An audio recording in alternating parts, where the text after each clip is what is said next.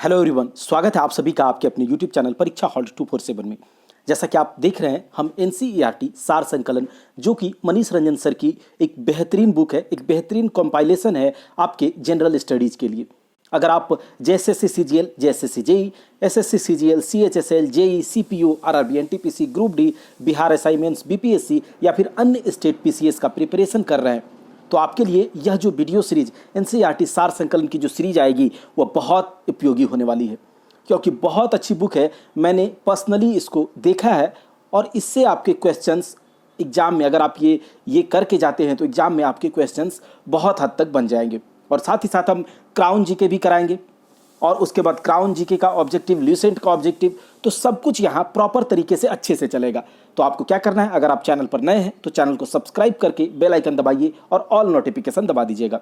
आपको मैं यहाँ पर गारंटी देता हूँ कि आप अगर ध्यान से इस वीडियो को देखते हैं और कान में हेडफोन लगाकर अगर सुनते हैं, आप चाहे ट्रेन पर हों, आप बस पर सफ़र कर रहे हों या फिर आप घर पे खाली टाइम पर बैठे हों, तब भी आप इस वीडियो को आराम से बैठकर सुनिए। आपको याद हो जाएगा, पूरा का पूरा बुक याद करवा देंगे, यह हमारी गारंटी है। तो चलिए स्टार्ट करते हैं।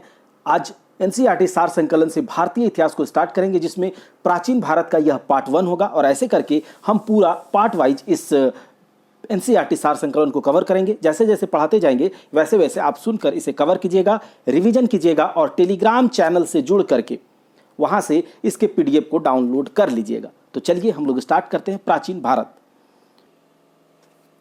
प्राचीन भारत यानी कि प्राचीन भारतीय इतिहास। प्राचीन भारतीय इतिहास के स्रोत को हम देखेंगे। आखिर ये स्रोत क्या है, किन स्रोतों के द्वारा हमें प्राचीन भारतीय इतिहास के बारे में जानकारी मिलती है, किन पुरातात्विक साक्ष्य के द्वारा, कुछ एविडेंसेस हैं जो बुक्स के द्वारा हमें मिलते हैं, जिससे हमें उस समय के प्राचीन, क्योंकि हम तो भारतीय इतिहास में अतीत में जा नहीं सकते हैं, तो उस समय के कुछ ऐसे एविडेंस जिसको देख करके, जिसको समझ करके, जिसको पढ़ करके, जिसके बारे में रिसर्च करके हमें उन लोगों के सामाजिक, आर्थिक और राजनीतिक अवस्था के बारे में जानकारी मिलती है। तो चलिए देखते हैं, ध्यान से सुनिएगा, लाइन बाय लाइन हम यहाँ पर पढ़ेंगे, आप ध्यान से सुनिएगा और जहाँ समझाने का जरूरत होगा वहाँ समझाएंगे भी। तो भारतीय इतिहास के स्रोत में सबसे पहले हम पढ़ेंगे साहित्यिक साक्ष्य। ऐसे साक्ष्य जो साहित्य से हमें भारतीय इतिहास के बारे में जानकारी मिलती है। साहित्यिक साक्ष्य के अंतर्गत साहित्यिक ग्रंथों से प्राप्त सामग्रियों का अध्ययन किया जाता है। यह दो प्रकार के हैं, धार्मिक साहित्य एवं लौकिक साहित्य। इसे याद रखिएगा, धार्मिक साहित्य और लौकिक साहित्य। पुरालेख शास्त्र शिलालेखों का अध्ययन करता है। पुरालेख शास्त्र जो होता है वह शिलालेखों का अध्ययन करता है। ऐतिहासिक लेखों का संरक्षण विज्ञान की म्यूजियोलॉजी शाखा के अंतर्गत आता है। अब हम लोग देखेंगे साहित्यिक साक्ष्य में धार्मिक साहित्य को। धार्मिक साहित्य के अंतर्गत ब्राह्मण तथा ब्राह्मणेतर ग्रंथों की चर्चा की जा सकती है। ब्राह्मण ग्रंथ और ब्राह्मण ग्रंथ के बाद जो ग्रंथों को लिखा गया है उसको हम धार्मिक साहित्य में रखते हैं। ब्राह्मण ग्रंथों के अंतर्गत वेद, ब्राह्मण ग्रंथ, उपनिषद, आरण्यक, वेदांग, रामायण, महाभारत, पुराण तथा स्मृति ग्रंथ आते हैं। ब्राह्मणेतर साहित्य के अंतर्गत बौद्ध तथा जैन साहित्य से संबंधित रचनाओं का उल्लेख किया जाता है। वेद क्या होते हैं देखते हैं। ये भारत के सर्वप्राचीन धर्म ग्रंथ है, जिनके संकलनकर्ता महर्षि कृष्ण द्वैपायन वेद व्यास को माना जाता है। वेद भारत के सर्वप्राचीन धर्म ग्रंथ है, जिनके संकलनकर्ता महर्षि कृष्ण द्वैपायन वेद व्यास को माना जाता है। वेदों की संख्या 4 है, ऋग्वेद, यजुर्वेद, सामवेद, अथर्ववेद। इन चारों वेदों को संहिता कहा जाता है। चारों वेदों को सम्मिलित रूप से संहिता कहा जाता है, आप याद रखिएगा। ऋग्वेद, यजुर्वेद, सामवेद और अथर्ववेद। ऋग्वेद क्या है? ऋग्वेद चारों वेदों में सर्वाधिक प्राचीन है, जिसमें कि 10 मंडल, 8 अष्टक, 10,600 मंत्र और 1028 सूक्त हैं। फिर से सुनिए, 10 मंडल, 8 अष्टक, 10,600 मंत्र और 1028 सूक्त हैं। ऋग्वेद की रचना काल सामान्यतः 1500 ईसा पूर्व से 1000 ईसा पूर्व के बीच माना जाता है। ये ईसा पूर्व क्या होता है, ईस्वी क्या होता है, तो आप समझिए, ईसा मसीह यानी कि जीसस के जन्म से पहले के समय को ईसा पूर्व कहा जाता है और जीसस के जन्म से बाद के समय को ईस्वी कहा जाता है। जैसे कि अभी हम 2022 में चल रहे हैं, तो हम लोग जीसस के जन्म से 2022 साल आगे हैं और ये 1500 ईसा पूर्व बोल रहा है, तो जीसस के जन्म से 1500 साल पीछे की बात हो रही है। तो यह ऐसे इस तरह से आप इसे देख सकते हैं। इंग्लिश में इसे BC और ईस्वी भी कहा जाता है। ठीक है, तो यहाँ पर देखिए ऋग्वेद की का रचना काल सामान्यतः 1500 ईसा पूर्व से 1000 ईसा पूर्व के बीच माना जाता है।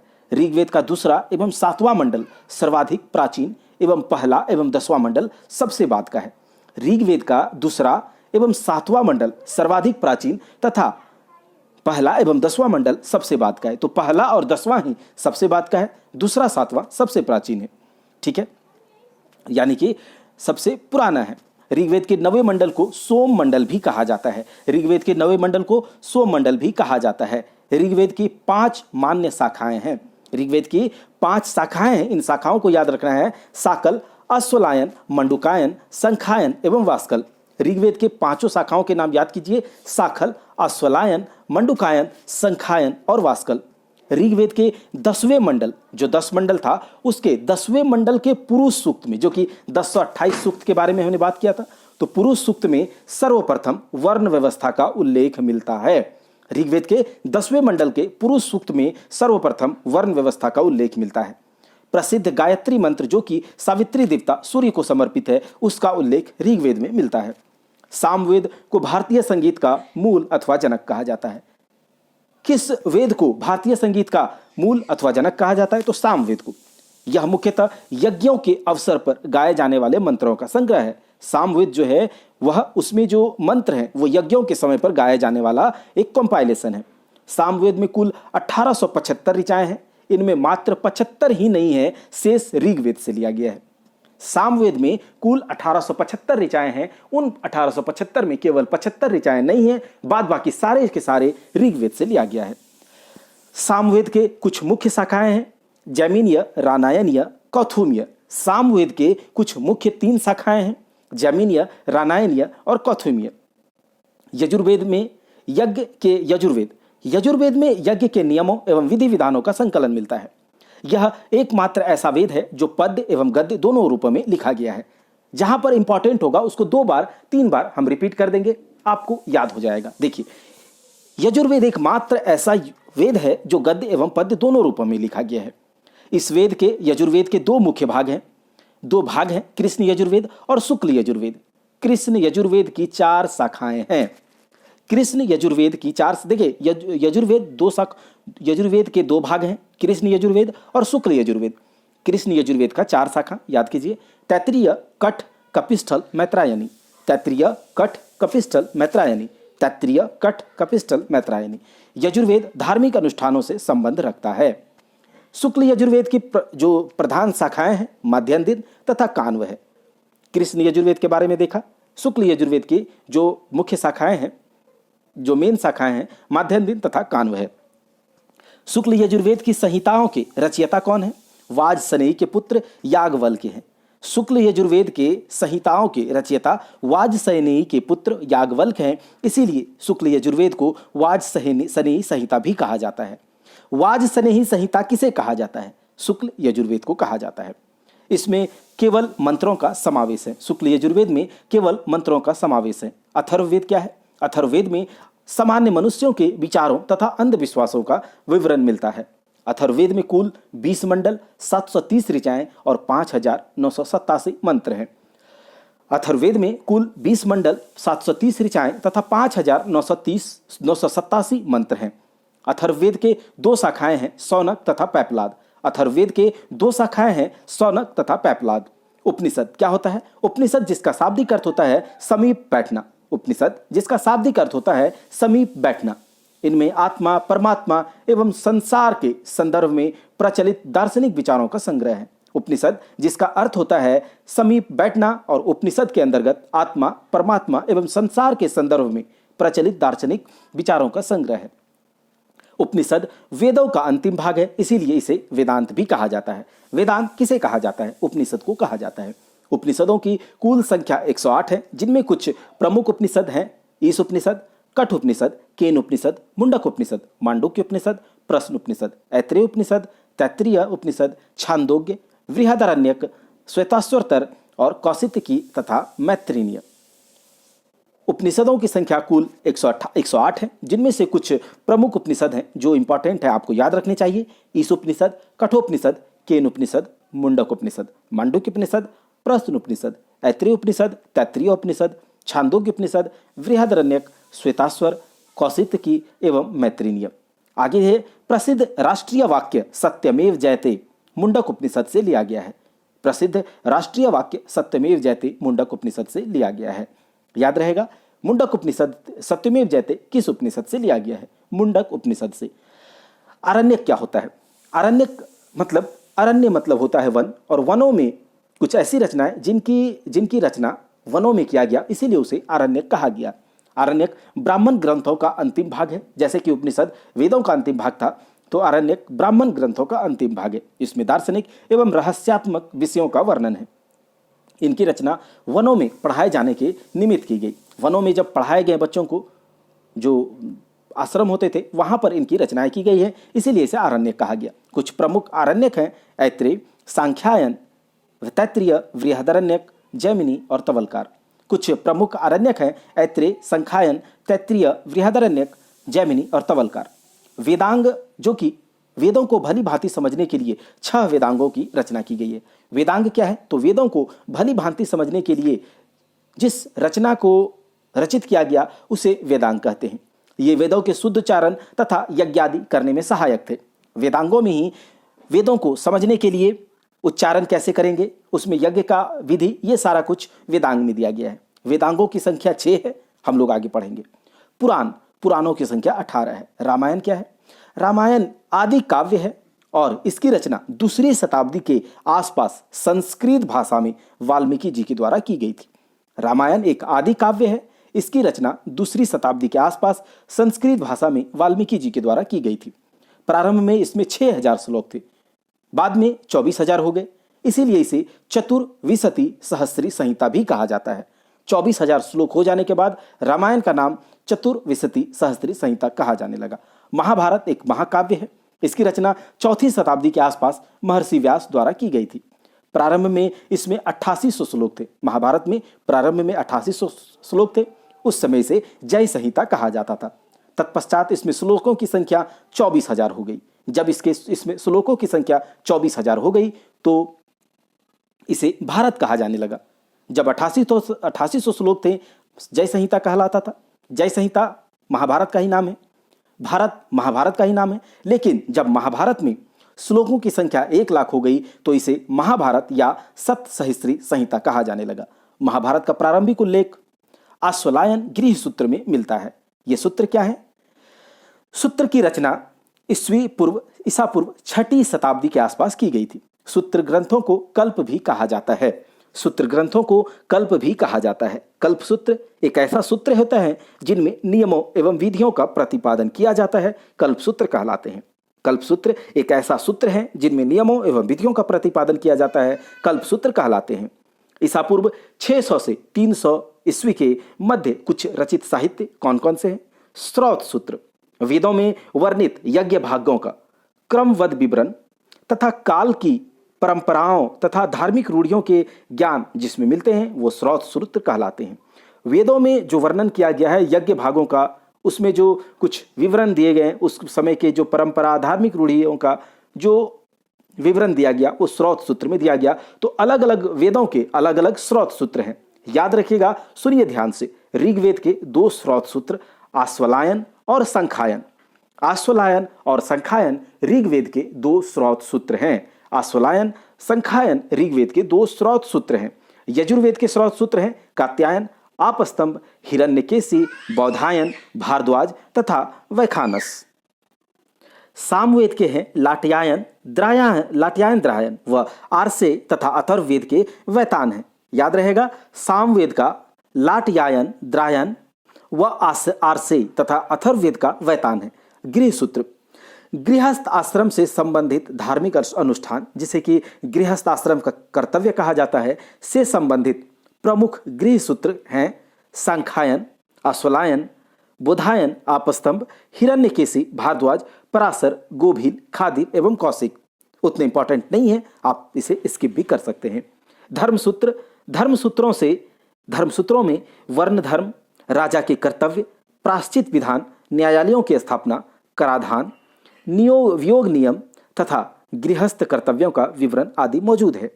प्रमुख धर्मसूत्र वशिष्ठ, हरित, आपस्तंभ, बौधायन, गौतम आदि है।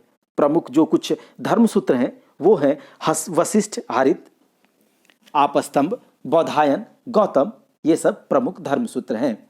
धर्मसूत्रों में ही कालांतर में स्मृति ग्रंथों का विकास हुआ। धर्मसूत्रों में ही कालांतर में स्मृति ग्रंथों का विकास हुआ। तो ये स्मृति ग्रंथ क्या है, आगे देखेंगे। अगला है सुल्व सूत्र। सुल्व का तात्पर्य होता है नापने की डोरी। सुल्व सूत्र जिसका तात्पर्य है नापने की डोरी। इसमें यज्ञ की वेदियों को नापने के, स्थान का चयन और निर्माण आदि का वर्णन है। यज्ञ का वेदी किस तरह का बनेंगे, उसका स्थान कैसा होना चाहिए, निर्माण कैसे किए जाएंगे, उसके बारे में जानकारी सुल्व सूत्र से प्राप्त होती है और ये आर्यों के ज्यामितीय ज्ञान का परिचायक है। सुल्व सूत्र जो है आर्यों के ज्यामितीय ज्ञान का परिचायक है। षड दर्शन क्या है? उपनिषदों के दर्शन को भारतीयों ने 6 भागों में विभाजित किया है। उपनिषद में जितने भी दर्शन दिए गए हैं उसमें भारतीयों ने इसे 6 भागों में विभाजित किया है, जिसे षड दर्शन कहा जाता है। तो ये षड दर्शन क्या है? उपनिषद के दर्शन है जिसे भारतीयों के द्वारा, भारतीय आर्य के द्वारा 6 भागों में विभाजित किया गया है, इसे षड दर्शन कहा जाता है।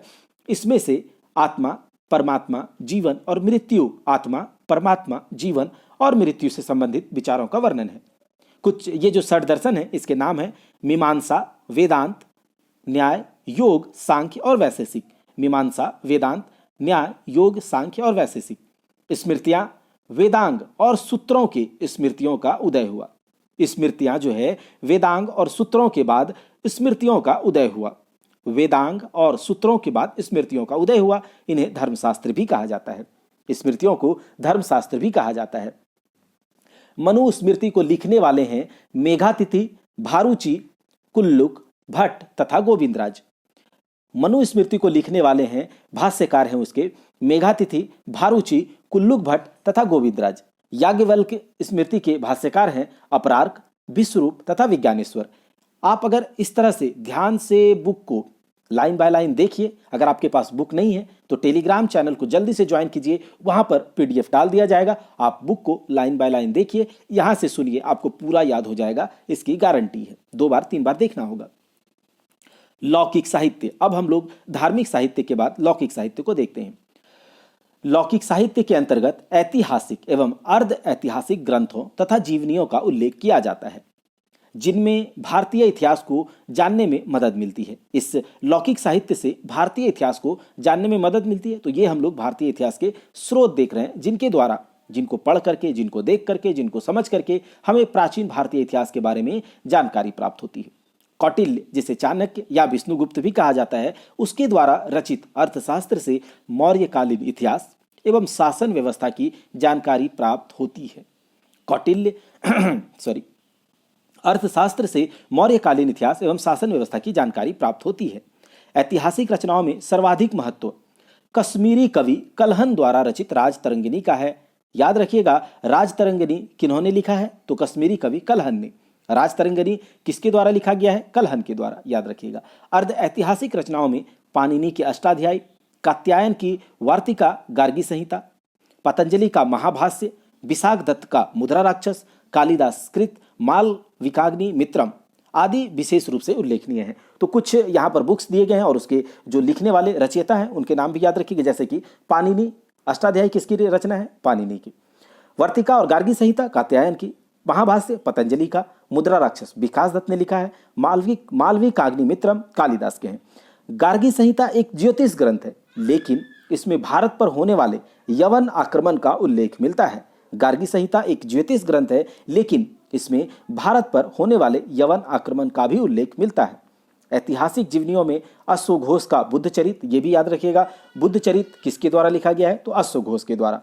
वान भट्ट का हर्षचरित, वाकपति राज का गौड़वाहो, विल्हण का विक्रमादेव चरित, पद्मगुप्त का नवसहसांक चरित, नवसहसांक चरित जो है किसके द्वारा लिखा गया है? पद्मगुप्त का। जैनकृत पृथ्वीराज विजय को किसने लिखा है? जैनक ने। आगे हम लोग देखेंगे विदेशी यात्रियों के विवरण। कुछ ऐसे विदेशी जो भारत में आए, यहाँ पर रहे, यहाँ के सामाजिक और आर्थिक स्थितियों को अच्छे से गहन अध्ययन किया, यहाँ पर ऑब्जर्व किया और उसके बाद कुछ बुक्स उनके द्वारा लिखे गए हैं, कुछ विवरण दिया गया है। तो उन बुक्स, उन पुस्तकों के द्वारा भी हमें भारतीय इतिहास के बारे में जानकारी मिलती है। तो अब देखेंगे विदेशी यात्रियों का विवरण। विदेशी यात्रियों के विवरण साहित्यिक साक्ष्य के अंतर्गत ही आते हैं। इनके विवरण से तत्कालीन सामाजिक एवं राजनीतिक अवस्था का पता चलता है। विदेशियों के विवरण को 3 भागों में बांटा गया है: यूनान और रोम के लेखकों का विवरण, चीनी यात्रियों का वृत्तांत और अरब यात्रियों के वृत्तांत। तो पहले हम लोग देखेंगे यूनान और रोम के लेखकों का विवरण। हेरोडोटस, इसे इतिहास का पिता कहा जाता है और इसने अपनी पुस्तक हिस्टोरिका में 5वीं शताब्दी ईसा पूर्व के भारत फारस संबंधों का वर्णन किया है। हेरोडोटस, जिसे कि इतिहास का पिता भी कहा जाता है, और इनकी पुस्तक का नाम है हिस्टोरिका, और इनके बुक में भारत और फारस, जो कि अभी ईरान है, तो भारत फारस संबंधों का वर्णन किया गया है हेरोडोटस की बुक हिस्टोरिका में। और हेरोडोटस को इतिहास का पिता भी कहा जाता है। मेगास्थनीज, यह सेल्यूकस निकेटर का राजदूत था जो चंद्रगुप्त मौर्य के दरबार में आया था, और इनके द्वारा एक बहुत ही प्रसिद्ध बुक लिखी गई है जिनका नाम है इंडिका। तो इंडिका से हमें मौर्य युगीन समाज एवं संस्कृति के बारे में जानकारी मिलती है। डायमेकस, यह सीरियाई नरेश एंटियोकस प्रथम का राजदूत था। तो चंद्रगुप्त मौर्य के बाद बिंदुसार के दरबार में जो रहा था वो था डायमेकस, और डायमेकस जो था वह एंटियोकस प्रथम का राजदूत था। डायनोसियस, यह मिस्र नरेश टॉलमी द्वितीय फिलाडेल्फस का राजदूत था। अब बिंदुसार के बाद कौन है? अशोक है। तो अशोक के दरबार में डायोनिसियस आता है, और डायोनिसियस मिस्र के नरेश टॉलमी द्वितीय फिलाडेल्फस का राजदूत था। याद हो गया। डायमेकस एंटियोकस प्रथम, जो कि सीरियाई नरेश था, उसका राजदूत था। सेल्यूकस निकेटर का राजदूत था मेगास्थनीज, जो चंद्रगुप्त मौर्य के दरबार में आया था, और डायोनिसियस अशोक के दरबार में आया था। टॉलमी, इसने दूसरी शताब्दी के आसपास लगभग 150 ईस्वी के समय में भूगोल नामक ग्रंथ की रचना की थी। तो ज्योग्राफी नामक ग्रंथ की रचना किसके द्वारा की गई है? तो टॉलमी के द्वारा। प्लिनी की बुक है नेचुरल हिस्टोरिका। याद रखिएगा, ये सारे के सारे बुक्स इंपॉर्टेंट है। प्लिनी जिसकी बुक है नेचुरल हिस्टोरिका, और इस ग्रंथ की रचना प्रथम शताब्दी ईस्वी में की गई थी। इसमें भारतीय पशुओं, पेड़ पौधों, खनिज पदार्थों इत्यादि का वर्णन दिया गया है। तो प्लिनी का रचना है नेचुरल हिस्टोरिका, टॉलमी का है भूगोल, डायोनिसियस जो कि अशोक के दरबार में आया था, डायमेकस बिंदुसार के दरबार में, और मेगास्थनीज चंद्रगुप्त मौर्य के दरबार में। अब आगे देखते हैं चीनी यात्रियों के वृत्तांत। चीनी यात्री कौन कौन से हैं इंपॉर्टेंट? फाहियान, संयुग्न, हेनसांग और इत्सिंग। तो ये सब का विवरण भारत के पुनर्निर्माण में विशेष उपयोगी रहा है। फाहियान जो है वह गुप्त नरेश चंद्रगुप्त विक्रमादित्य के समय में फाहियान भारत आया था। इसने अपने विवरण में मध्य प्रदेश के समाज एवं उसका वर्णन किया है। ठीक है, संस्कृति का वर्णन किया है। उसके बाद जिसमें इसने मध्य प्रदेश की जनता को सुखी एवं समृद्ध बताया। फाहियान भारत में 12 वर्षों तक रहा, जो कि एक चीनी यात्री है, और यह याद रखिएगा कि फाहियान चंद्रगुप्त विक्रमादित्य के शासनकाल में भारत आया था, और मेगास्थनीज जो था वह चंद्रगुप्त मौर्य के शासनकाल में भारत आया था। ठीक है, फाहियान भारत में 12 वर्षों तक रहा। संयुग्न कौन है? यह 518 ईस्वी में, कब? फाहियान के बाद। फाहियान 375 से 415 ईस्वी के बीच में भारत आया था, चंद्रगुप्त विक्रमादित्य के शासनकाल में भारत आया था। और उसके बाद संयुग्न जो था 518 ईस्वी में भारत आया, और यह 3 साल तक भारत में रहा, और यहाँ से बौद्ध ग्रंथों की प्रतियां एकत्रित की। ठीक है, हेनसांग, इसे युवा नौचांग के नाम से भी जाना जाता है। यह हर्षवर्धन के समय 629 के आसपास भारत आया था। तो ये क्रम याद रखिएगा, फाहियान के बाद ही संयुग्न आया था, उसके बाद हेनसांग आया था। तो हेनसांग जो था इसे युवा नौचांग के नाम से भी जाना जाता है। हर्षवर्धन के समय 629 के आसपास यह भारत आया था। 16 वर्षों तक भारत में रहा। हेनसांग 16 वर्षों तक भारत में रहा था। हेनसांग की यात्रा वृत्तांत सी युकी के नाम से जाना जाता है। इसे आपको याद रखना है कि हेनसांग की यात्रा वृत्तांत का नाम किस नाम से जाना जाता है?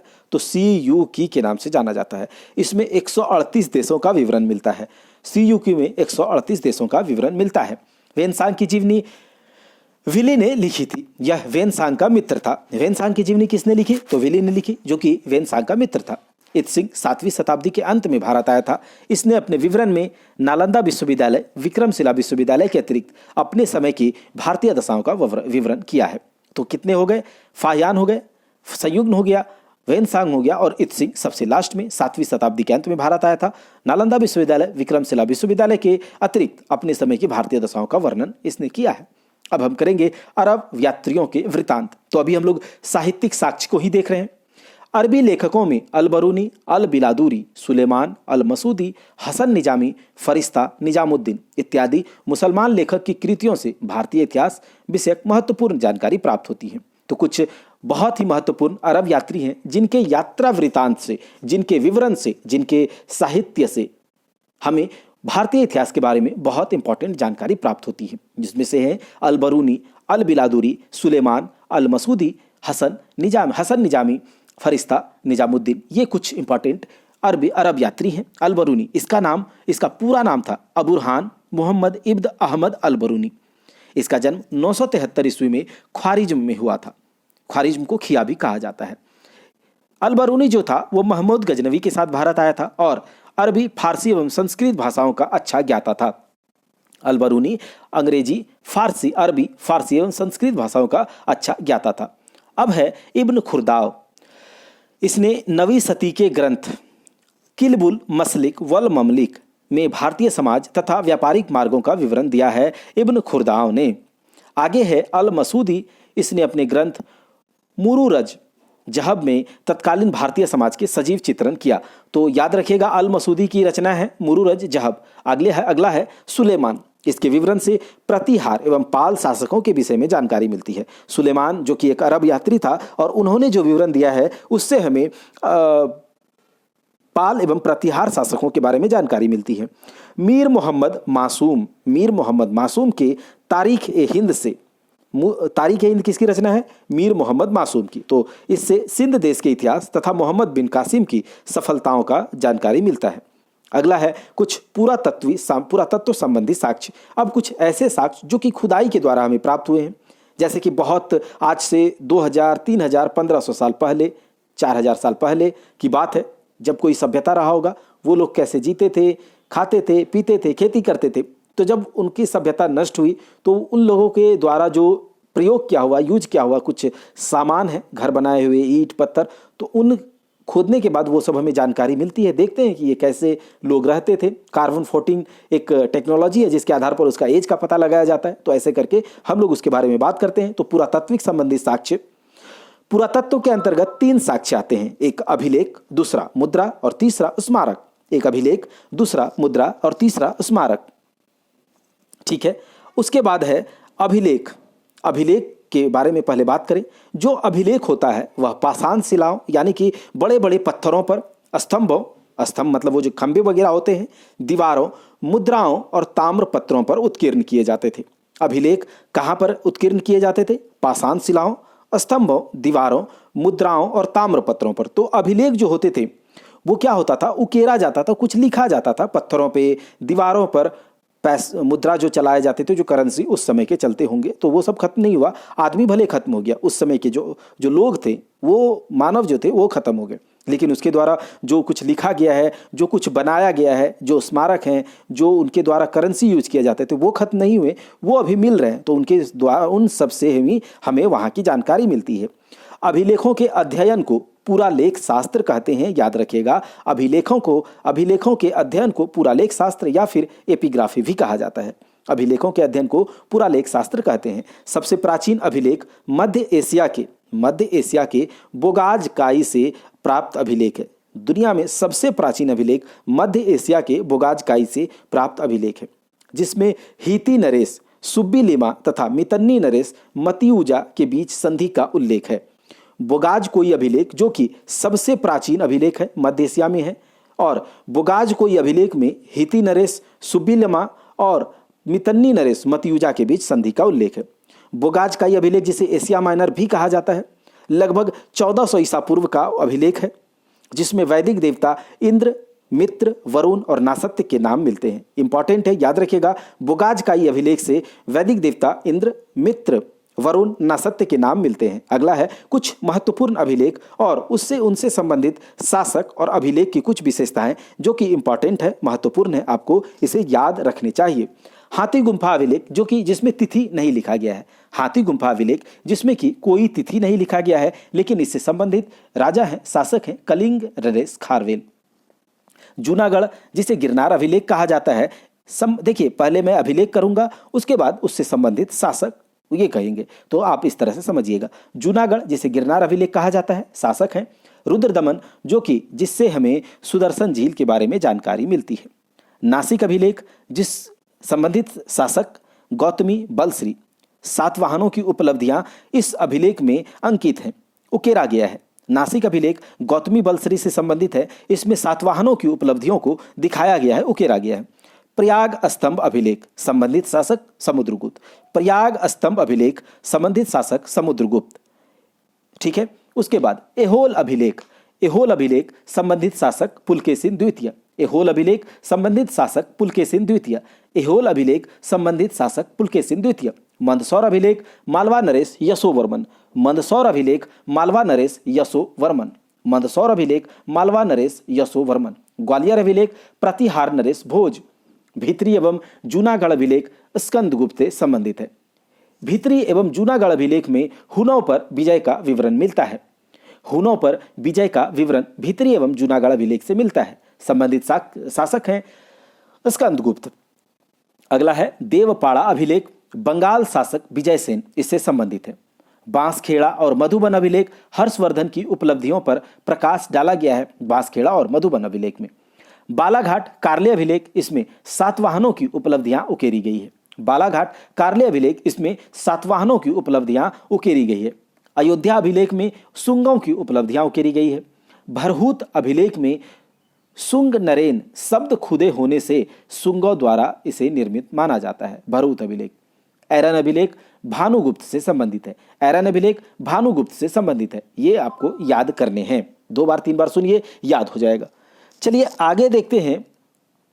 भागवत धर्म विकसित होने का प्रमाण यवन राजदूत हेलियोडोरस के वेश नगर गरुड़ स्तंभ लेख से प्राप्त होता है। भागवत धर्म विकसित होने का प्रमाण यवन राजदूत हेलियोडोरस के वेश नगर यानी कि विदिशा गरुड़ स्तंभ लेख से प्राप्त होता है। सर्वप्रथम भारतवर्ष शब्द का उल्लेख कलिंग नरेश खारवेल के हाथी गुम्फा अभिलेख से प्राप्त होता है। सर्वप्रथम भारतवर्ष शब्द का उल्लेख कलिंग नरेश खारवेल के हाथी गुम्फा अभिलेख से प्राप्त होता है। अब हम लोग देखेंगे सर्वप्रथम दुर्भिक्ष की जानकारी देने वाला अभिलेख सोहगौरा अभिलेख है। दुर्भिक्ष की जानकारी देने वाला पहला अभिलेख सोहगौरा अभिलेख है। सर्वप्रथम भारत पर होने वाला हुन आक्रमण की जानकारी स्कंदगुप्त के भीतरी स्तंभ लेख से प्राप्त होती है, भीतरी स्तंभ और जूनागढ़ अभिलेख से प्राप्त होती है। आगे देखिए, सती प्रथा का पहला साक्ष्य 510 ईस्वी के एरन अभिलेख से मिलता है। सती प्रथा का पहला साक्ष्य 510 ईस्वी के एरन अभिलेख से मिलता है और उस समय सेनापति कौन था? भानुगुप्त। रेशम बुनकर की श्रेणियों की जानकारी मंदसौर अभिलेख से प्राप्त होती है।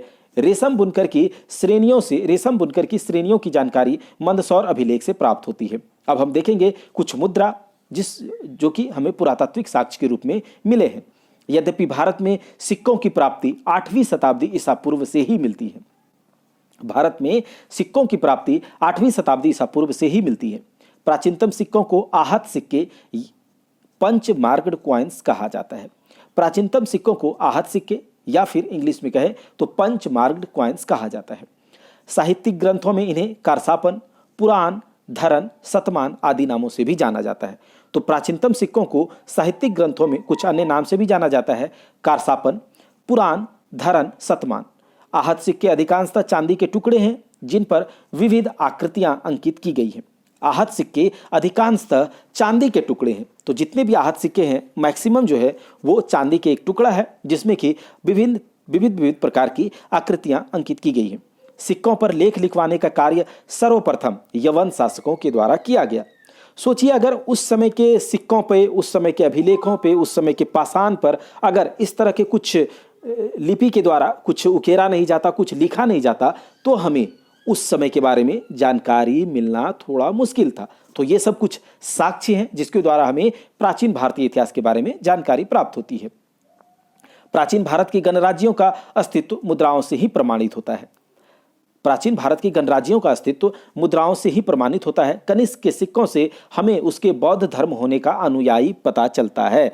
देखिए कितना इंपॉर्टेंट है कि आपको पता चलता है कि कनिष्क के सिक्के, अब उस समय की मुद्रा में कुछ ऐसे बातें लिखी गई हैं, कुछ ऐसे लेख उकेरा गया है जिससे हमें वहाँ के बारे में पता चलता है। अगर कनिष्क के सिक्कों में बौद्ध धर्म से रिलेटेड कुछ बातें उकेरी गई हैं तो इससे पता चलता है कि कनिष्क बौद्ध धर्म का अनुयायी था। तो ये कुछ बातें हैं जो कि साहित्यिक साक्ष्य में हम लोगों ने देखा, धार्मिक साहित्य में देखा, उसके बाद लौकिक साहित्य में देखा। अब हम लोग देखेंगे इतिहास को 3 पार्ट में बांट कर पढ़ा जाता है, जिसमें से होता है प्रागैतिहासिक काल, आद्य ऐतिहासिक काल और ऐतिहासिक काल।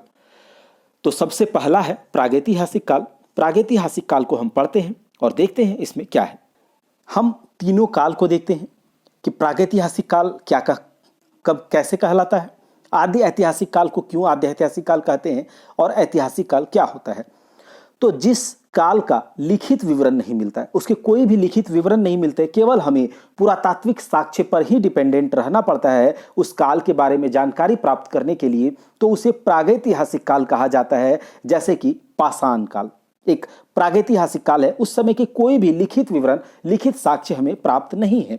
उसके बाद वैसे काल, जिसके लिखित साक्ष्य तो मिलते हैं लेकिन हम अभी तक उसे पढ़ नहीं सके हैं, तो उस काल को आद्य ऐतिहासिक काल कहा जाता है। वैसे काल जिसके लिखित साक्ष्य मिलते हैं लेकिन हम उसे पढ़ नहीं सकते हैं, वो जो लिखा हुआ है, कौन से लिपि में लिखा हुआ है, अभी तक पढ़ा नहीं जा सका है, तो उसे आद्य ऐतिहासिक काल में के ग्रुप में, वर्ग में रखा गया है। जैसे कि सिंधु घाटी सभ्यता यह एक आद्य ऐतिहासिक काल है। आगे वैसे काल जिसमें लिखित साक्ष्य भी प्राप्त है और उसे अच्छे से पढ़ा भी जा सका है, तो वह ऐतिहासिक काल कहलाता है। जैसे कि महाजनपदों के बाद का काल 6ठी सदी ईसा पूर्व से ऐतिहासिक काल कहलाने लगा। प्रागैतिहासिक काल को सामान्यतः 3 भागों में बांटा गया है। जैसे कि पाषाण काल मैंने बताया, तो पाषाण काल को 3 भागों में भी बांटा, उसको भी 3 भागों में बांटा गया है। जैसे पूरा पाषाण काल, मध्य पाषाण काल, नवपाषाण या फिर उत्तर पाषाण काल। प्रागैतिहासिक काल को 3 पार्ट में बांटा गया है, या यूं बोले पाषाण काल को 3 भागों में बांटा गया है। पूरा पाषाण काल, मध्य पाषाण काल और नव या उत्तर पाषाण काल। पूरा पाषाण काल का जो ड्यूरेशन है, उसका जो समय हम लोग देखते हैं, वह है 5 लाख ईसा पूर्व से 10,000 ईसा पूर्व तक। 10,000 ईसा पूर्व तक पूरा पाषाण काल का जो समय काल है वह 5 लाख ईसा पूर्व से 10,000 ईसा पूर्व तक के समय को।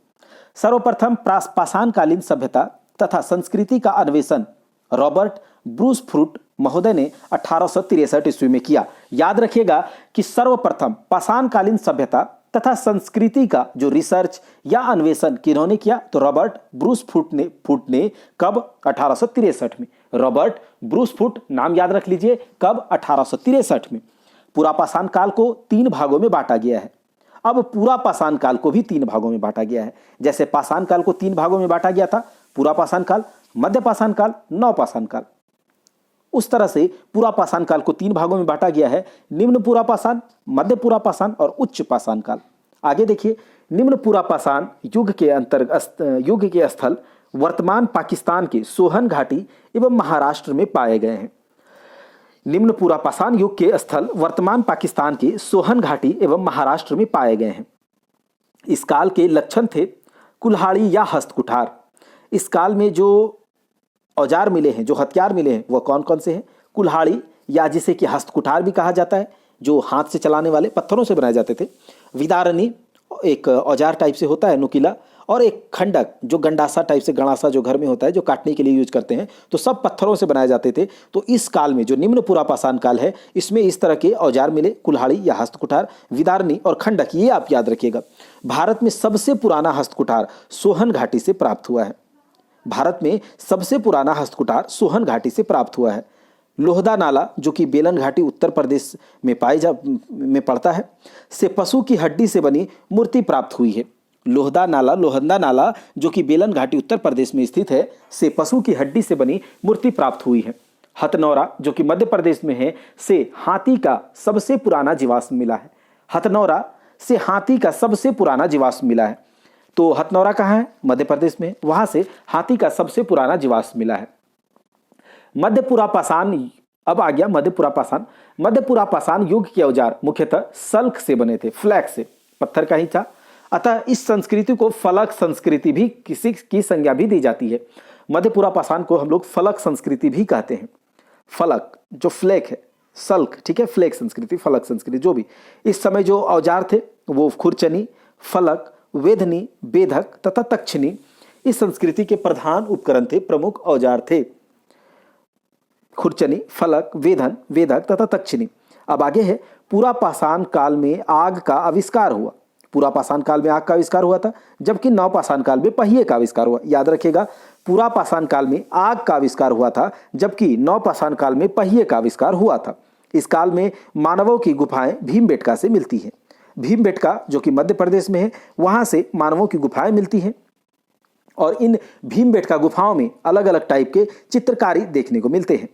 उच्च पुरापाषाण कालीन चित्रों में भैंसे, हाथी, बाघ, गैंडे तथा सुअर के चित्र प्रमुख है। अब हम वहां पर इन जानवरों के चित्र देखते हैं तो इससे पता चलता है कि उस समय के जो लोग थे वह इन जानवरों से परिचित थे। भीमबेटका गुफाओं की खोज 1958 में वीएस वाकनकर ने की। भीमबेटका गुफाओं की खोज 1958 में वीएस वाकनकर ने की। अब आगे देखते हैं पुरापाषाण युग को जो कहाँ से कौन से औजार पाए गए। तो सबसे पहले निम्न पुरापाषाण काल, तो जो वहाँ जो औजार पाए गए थे, सोहन घाटी, पाकिस्तानी पंजाब, अभी पंजाब वाले क्षेत्र में है, जो पंजाब जो कि पाकिस्तान वाले क्षेत्र में पंजाब पड़ता है, वहाँ है सोहन घाटी और यहाँ से निम्न पुरापाषाण युग के औजार प्राप्त हुए हैं। बेलन घाटी जो कि मिर्जापुर उत्तर प्रदेश में है और यहाँ से भी निम्न पुरापाषाण काल के औजार प्राप्त हुए हैं। मध्य पुरापाषाण काल के जो कुछ औजार प्राप्त हुए हैं वह सोहन घाटी, बेलन घाटी, नर्मदा घाटी तथा तुंगभद्रा घाटी से प्राप्त हुए हैं। अधिकतर मध्य प्रदेश से ही है। सोहन घाटी, बेलन घाटी, नर्मदा घाटी, तुंगभद्रा घाटी से प्राप्त हुए हैं मध्य पुरापाषाण युग के सारे औजार। उत्तर पुरापाषाण युग सबसे लास्ट वाला, इसमें जो औजार पाए गए हैं कौन कौन से स्थल हैं इंपॉर्टेंट है, याद रखिएगा। बेलन घाटी, छोटा नागपुर पठार, झारखंड में, इंपॉर्टेंट है, याद रखिएगा अगर जेएसएससी सीजीएल आप दे रहे हैं। मध्य भारत, नागपुर, गुजरात, महाराष्ट्र, कर्नाटक और आंध्र प्रदेश, तो इन सब जगहों से उत्तर पुरापाषाण या फिर नव पुरापाषाण काल के औजार पाए गए हैं। अब हम लोग देखेंगे पुरापाषाण काल के बाद मध्य पाषाण काल, जो कि जिसका समय काल है 10,000 से 4,000 ईसा पूर्व। 10,000 से 4,000 ईसा पूर्व मध्य पाषाण काल। यह काल पुरापाषाण काल तथा नवपाषाण काल दोनों की सम्मिश्रित विशेषताओं का प्रदर्शन करता है। देखिए, पुरापाषाण काल सबसे पुराना, नवपाषाण काल जो नया वाला काल है, अब उसके बीच में पड़ता है मध्य पाषाण काल।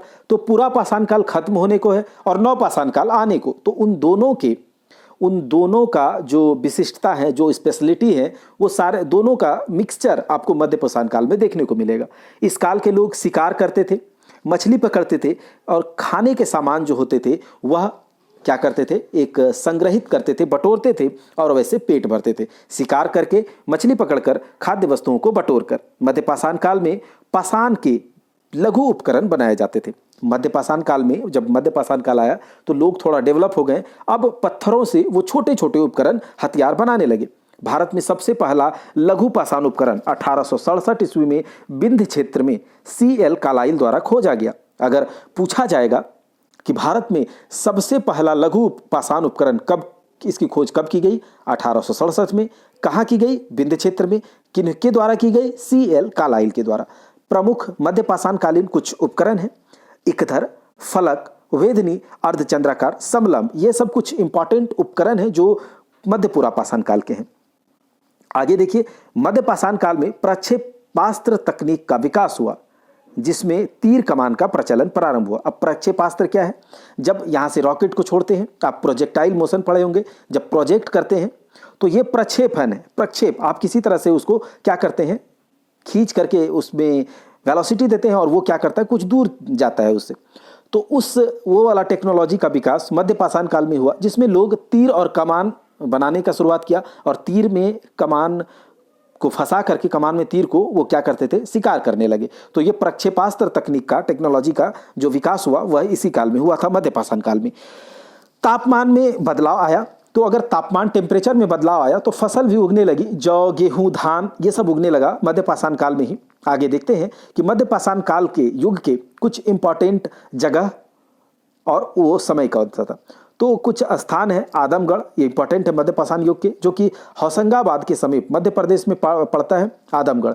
भीमबेटका भोपाल के समीप मध्य प्रदेश में भोपाल के नज़दीक भीमबेटका की गुफाएं हैं, जो कि मध्यपूरा पाषाण काल से संबंधित है।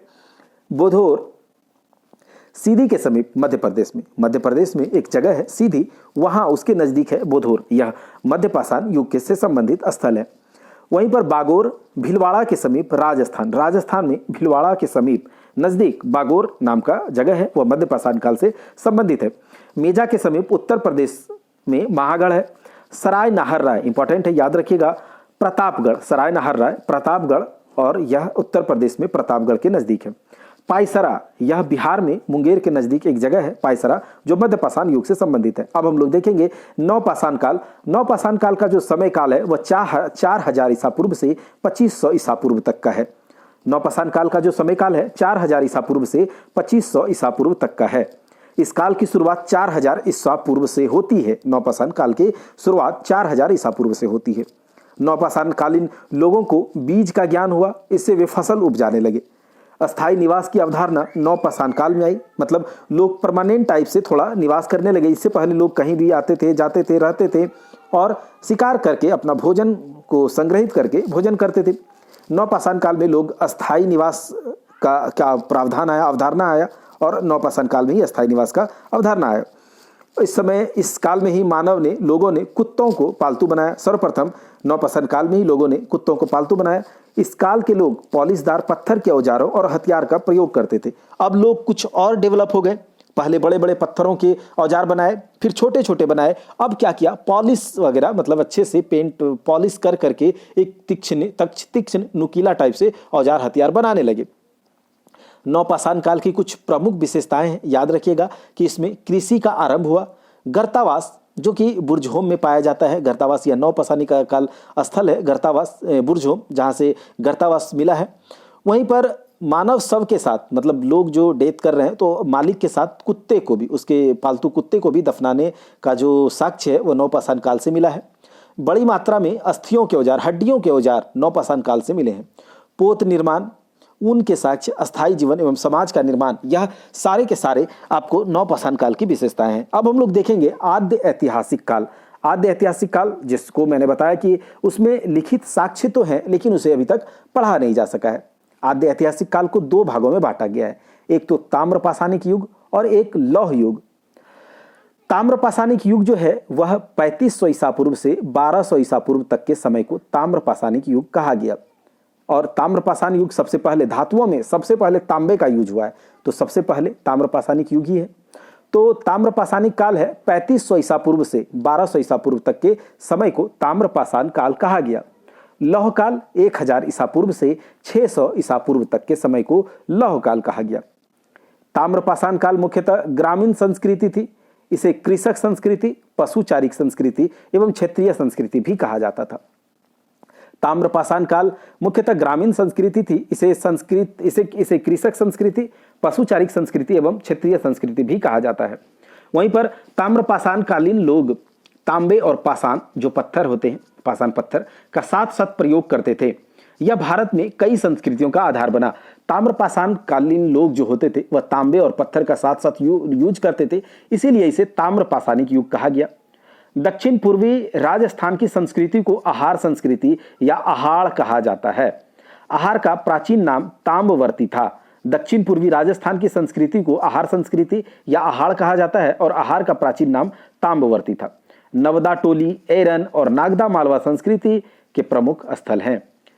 ठीक है, नवदा टोली का उत्खनन कार्य प्रोफेसर एच.डी. सांकलिया ने करवाया। यह बहुत इंपॉर्टेंट है, बहुत बार पूछा गया है कि नवदा टोली जो कि एक आद्य ऐतिहासिक काल ताम्रपाषाणिक काल के एक स्थल है, बहुत इंपॉर्टेंट है, इसका उत्खनन कार्य किसने करवाया? तो प्रोफेसर एच.डी. सांकलिया ने करवाया। तांबा धातु का सर्वप्रथम प्रयोग हुआ। धातुओं में सबसे पहले तांबे का ही यूज हुआ है और प्रथम औजार जो तांबे से बनाई गई वह कुल्हाड़ी बनाया गया था। क्या बनाया गया था? कुल्हाड़ी। और कहां से यह मिला है? तो अतिरम पक्कम से तांबे की कुल्हाड़ी प्राप्त हुई है और तांबे का सर्वप्रथम यूज किया गया था मानवों के द्वारा, ठीक है, यह भी पता चला। लौह काल का निर्धारण सामान्यतः 1000 ईसा पूर्व से 600 ईसा पूर्व के बीच हुआ।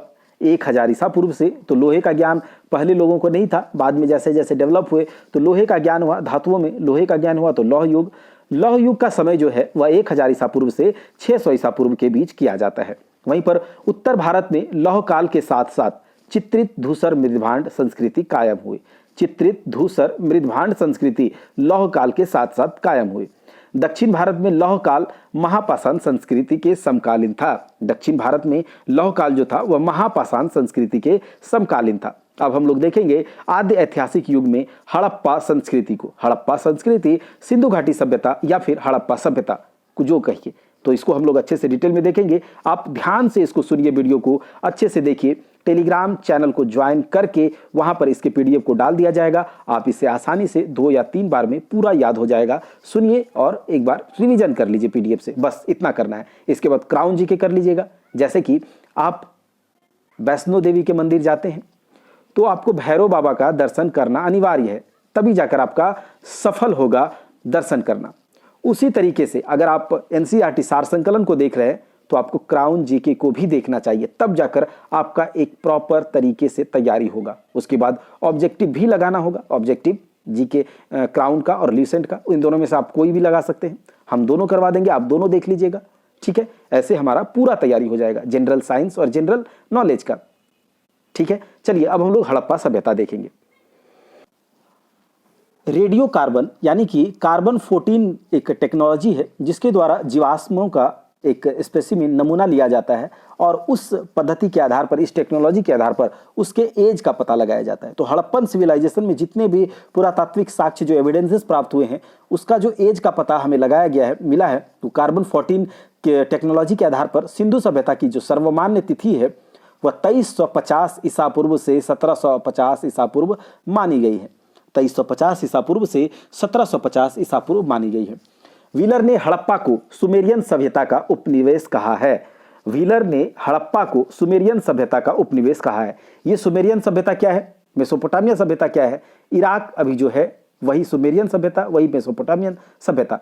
तो जो उस टाइम का सुमेरियन सभ्यता का उपनिवेश कौन था, हड़प्पन सिविलाइजेशन था। यह किसने कहा है, व्हीलर ने कहा है।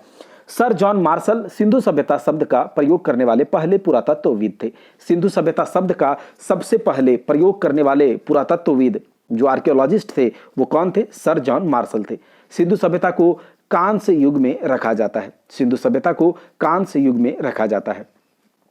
हड़प्पा सभ्यता से 4 प्रजातियों के अस्तित्व प्राप्त हुए हैं। इनमें सर्वाधिक संख्या भूमध्य सागरीय लोगों की थी।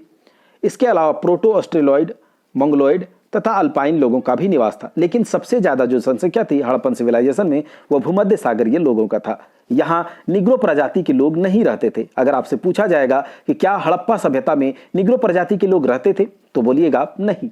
आगे हम लोग देखते हैं हड़प्पा सभ्यता की सीमाएं।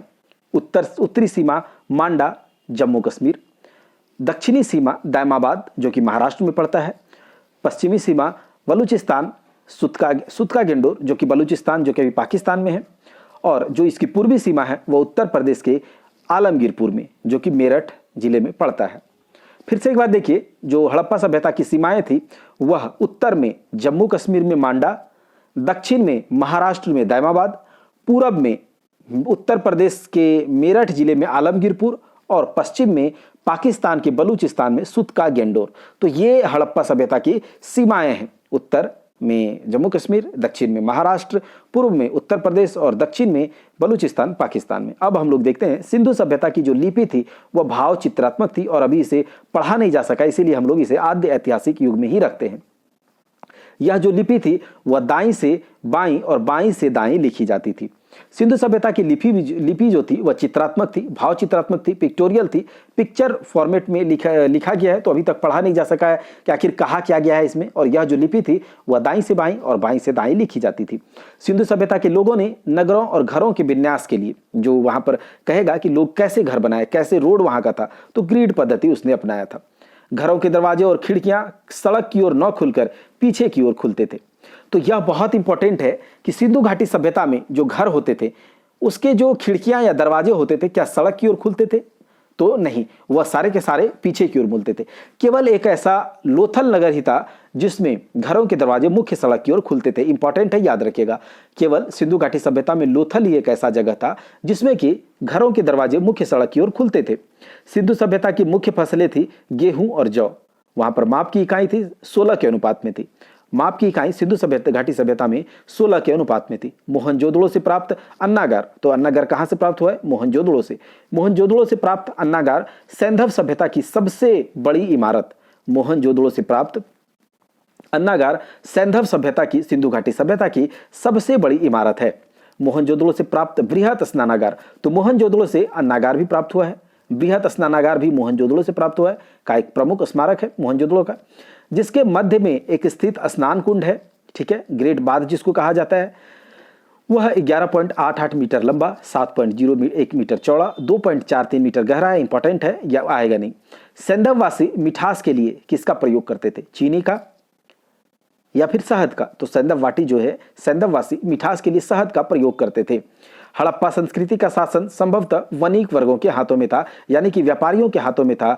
लोग ज्यादातर व्यापार पर ध्यान देते थे, ना कि प्रशासन पर, युद्ध पर। तो वहां पर शांति प्रिय समाज भी हम इसे कह सकते हैं। पिग्गट ने हड़प्पा एवं मोहनजोदड़ो को विस्तृत साम्राज्य की जुड़वा राजधानी कहा है। पिग्गट के द्वारा कहा गया है हड़प्पा और मोहनजोदड़ो विस्तृत साम्राज्य की जुड़वा राजधानी थी। जैसे कि अभी भी बहुत सारे ऐसे स्टेट हैं, देश हैं, जिसकी दो दो राजधानियां होती हैं, तो वैसे भी सिंधु घाटी सभ्यता की दो राजधानियां हैं, जुड़वा राजधानियां, हड़प्पा और मोहनजोदड़ो। ऐसा पिग्गट ने कहा। सिंधु सभ्यता के लोग धरती को उर्वरता की देवी मानकर उसकी पूजा किया करते थे। सिंधु सभ्यता के लोग जो थे वो धरती को उर्वरता की देवी मानकर उसकी पूजा किया करते थे। इसीलिए कहा जा सकता है कि वह मातृसत्तात्मक सभ्यता थी।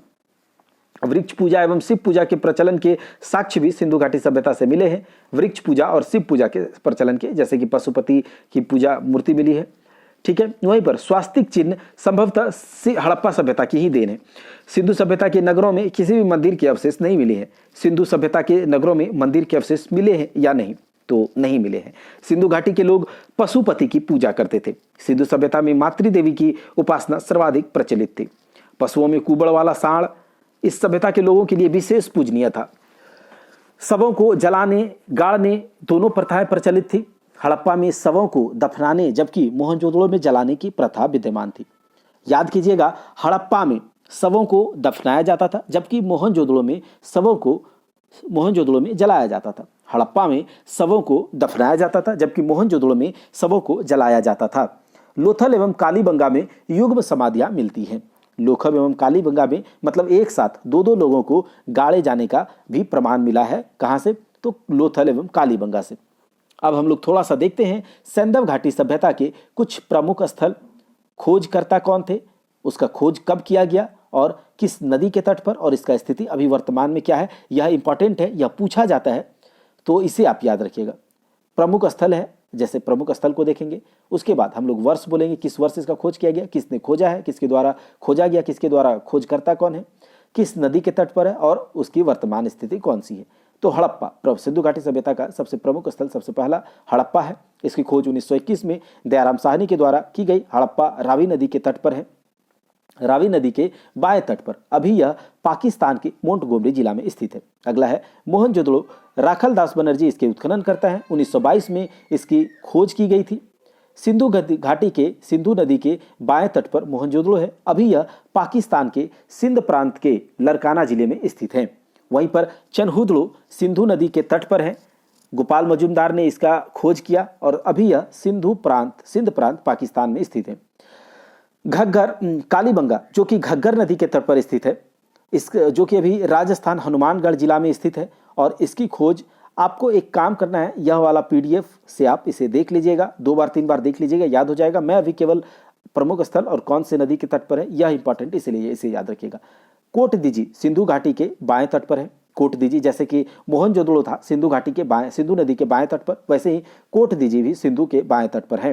रंगपुर मादर नदी के तट पर, रोपड़ सतलज नदी के तट पर, लोथल भोगवा नदी, आलमगीरपुर हिंडन नदी, सुतका गेंडोर दास्क नदी के किनारे, बनावली रंगोई नदी के किनारे, धौलावीरा मनहर व मानसर नदी के किनारे, बालाकोट बिंदार नदी के किनारे, मांडा चिनाब नदी के किनारे। एक बार फिर से कर देखते हैं।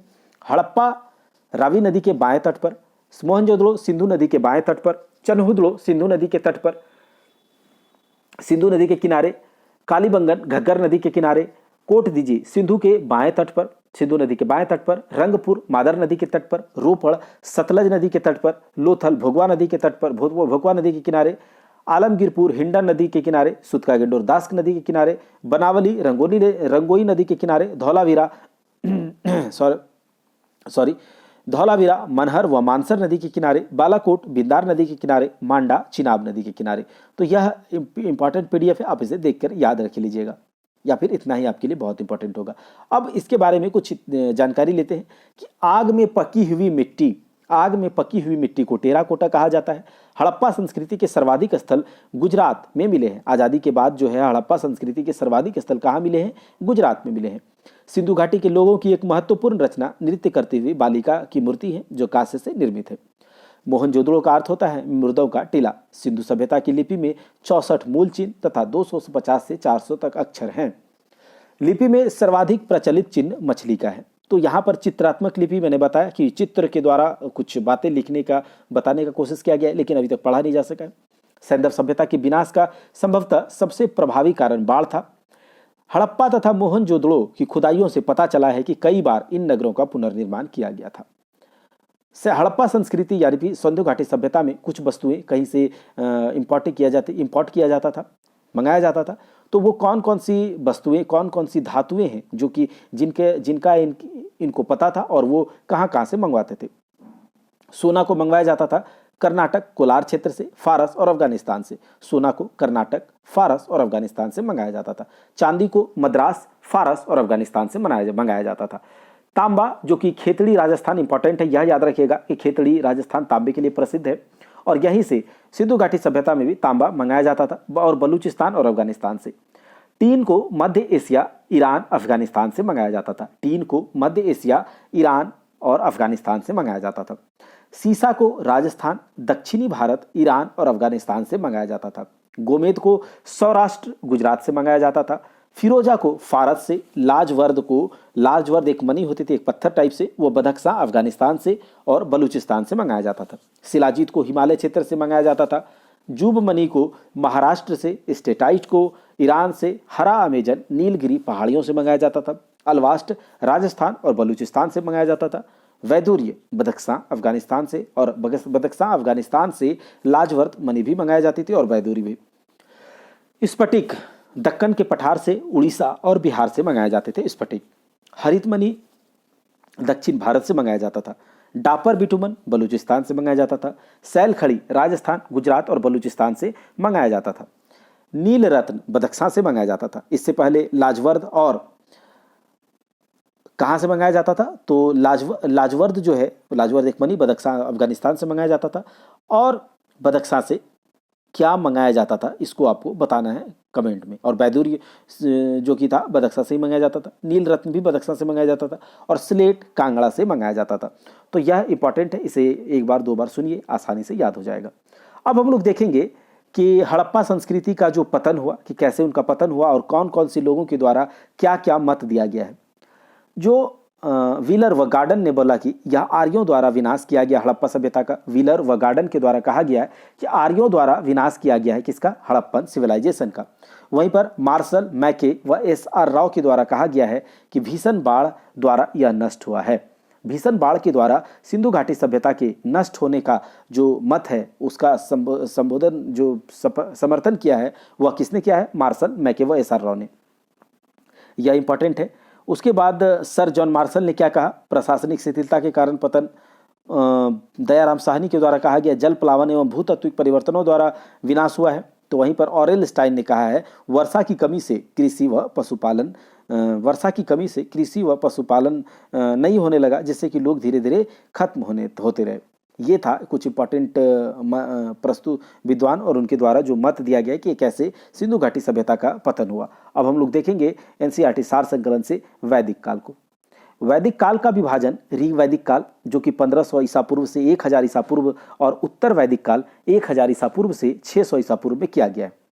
ऋग वैदिक काल 1500 ईसा पूर्व से 1000 ईसा पूर्व और उत्तर वैदिक काल 1000 ईसा पूर्व से 600 ईसा पूर्व तक के काल को क्या कहा गया है?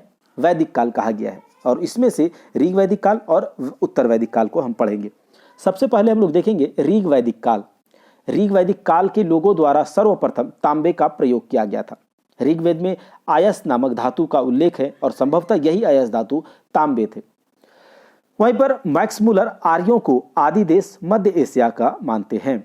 मैक्स मुलर जो थे वो आर्य, जो कि वैदिक काल में जो लोग आए वो आर्य कहलाते थे। और मैक्स मुलर के अनुसार ये जो आर्य थे वह किस देश से आए? तो मध्य एशिया से आए थे, ऐसा मैक्स मुलर ने कहा है। और मैक्स मुलर के मतों को ही मैक्सिमम लोगों का सपोर्ट है।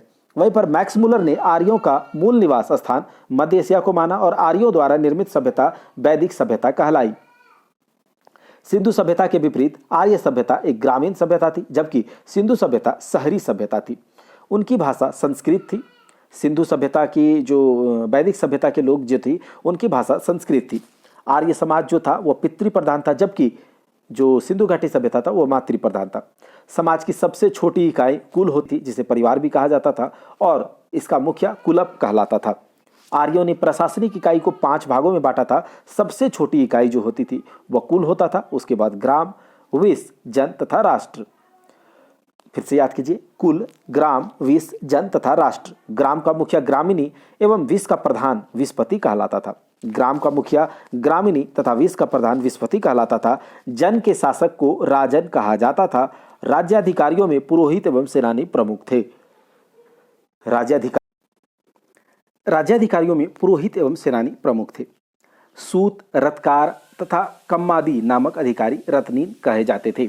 सूत, रत्कार तथा कम्मादी नामक अधिकारी जो होते थे वह रत्नीन कहे जाते थे। इनकी संख्या राजा सहित करीब 12 हुआ करती थी। तो इसके बारे में हम लोगों ने देखा। अब हम लोग देखेंगे वैदिक कालीन कुछ नदियों के बारे में और उनके अभी वर्तमान नाम क्या है उनके बारे में देखेंगे। तो वैदिक कालीन नदियों में है सबसे पहला सिंधु नदी, जिसे आज हमें सिंधु ही कहते हैं या इंडस कोई कह देता है। सरस्वती नदी सरस्वती ही है। सुतुद्री नदी को अभी सतलुज कहा जाता है। विपाशा व्यास नदी, परुस्नी रावी नदी, आस्किनी चिनाब नदी, वितस्ता झेलम नदी, दृशद्वंती घग्गर नदी, गोमल गोमती नदी, कुंभा काबुल नदी, सुवास्तु स्वात नदी, सदानीरा गंडक नदी। तो ये नाम याद रखिएगा, पूछ लिया जाता है कि सरस्वती नदी को अभी जो व्यास नदी है इसको प्राचीन नाम क्या है? विपाशा है। वहीं पर परुस्नी नदी का अभी जो वर्तमान में नाम क्या है? रावी नदी है। ऐसे भी पूछ लिया जाएगा चिनाब नदी का प्राचीन नाम क्या है? तो आस्किनी है। झेलम नदी का प्राचीन नाम वितस्ता है। घग्गर नदी का प्राचीन नाम दृशद्वंती है। गोमती का प्राचीन नाम गोमल है। काबुल का प्राचीन नाम कुंभा है। स्वात का प्राचीन नाम सुवास्तु है। सदानीरा जो है गंडक नदी का प्राचीन नाम है। वहीं पर देखिए पूरब दुर्गपति एवं स्पष्ट जनता की गतिविधियों को देखने वाले गुप्तचर होते थे। पूरब जो दुर्गपति होते थे एवं स्पष्ट जनता की गतिविधियों को देखने वाले गुप्तचर होते थे। व्राजपति जो होते थे वह गोचर भूमि का अधिकारी होता था, जहां पर गाय वगैरह चरते थे, खाते पीते थे। ठीक है, तो उस भूमि का जो अधिकारी होता था उसे वाजपति कहा जाता था। पूरब जिसे दुर्गपति कहा जाता था। स्पष्ट जनता की गतिविधियों को देखने वाले गुप्तचर होते थे।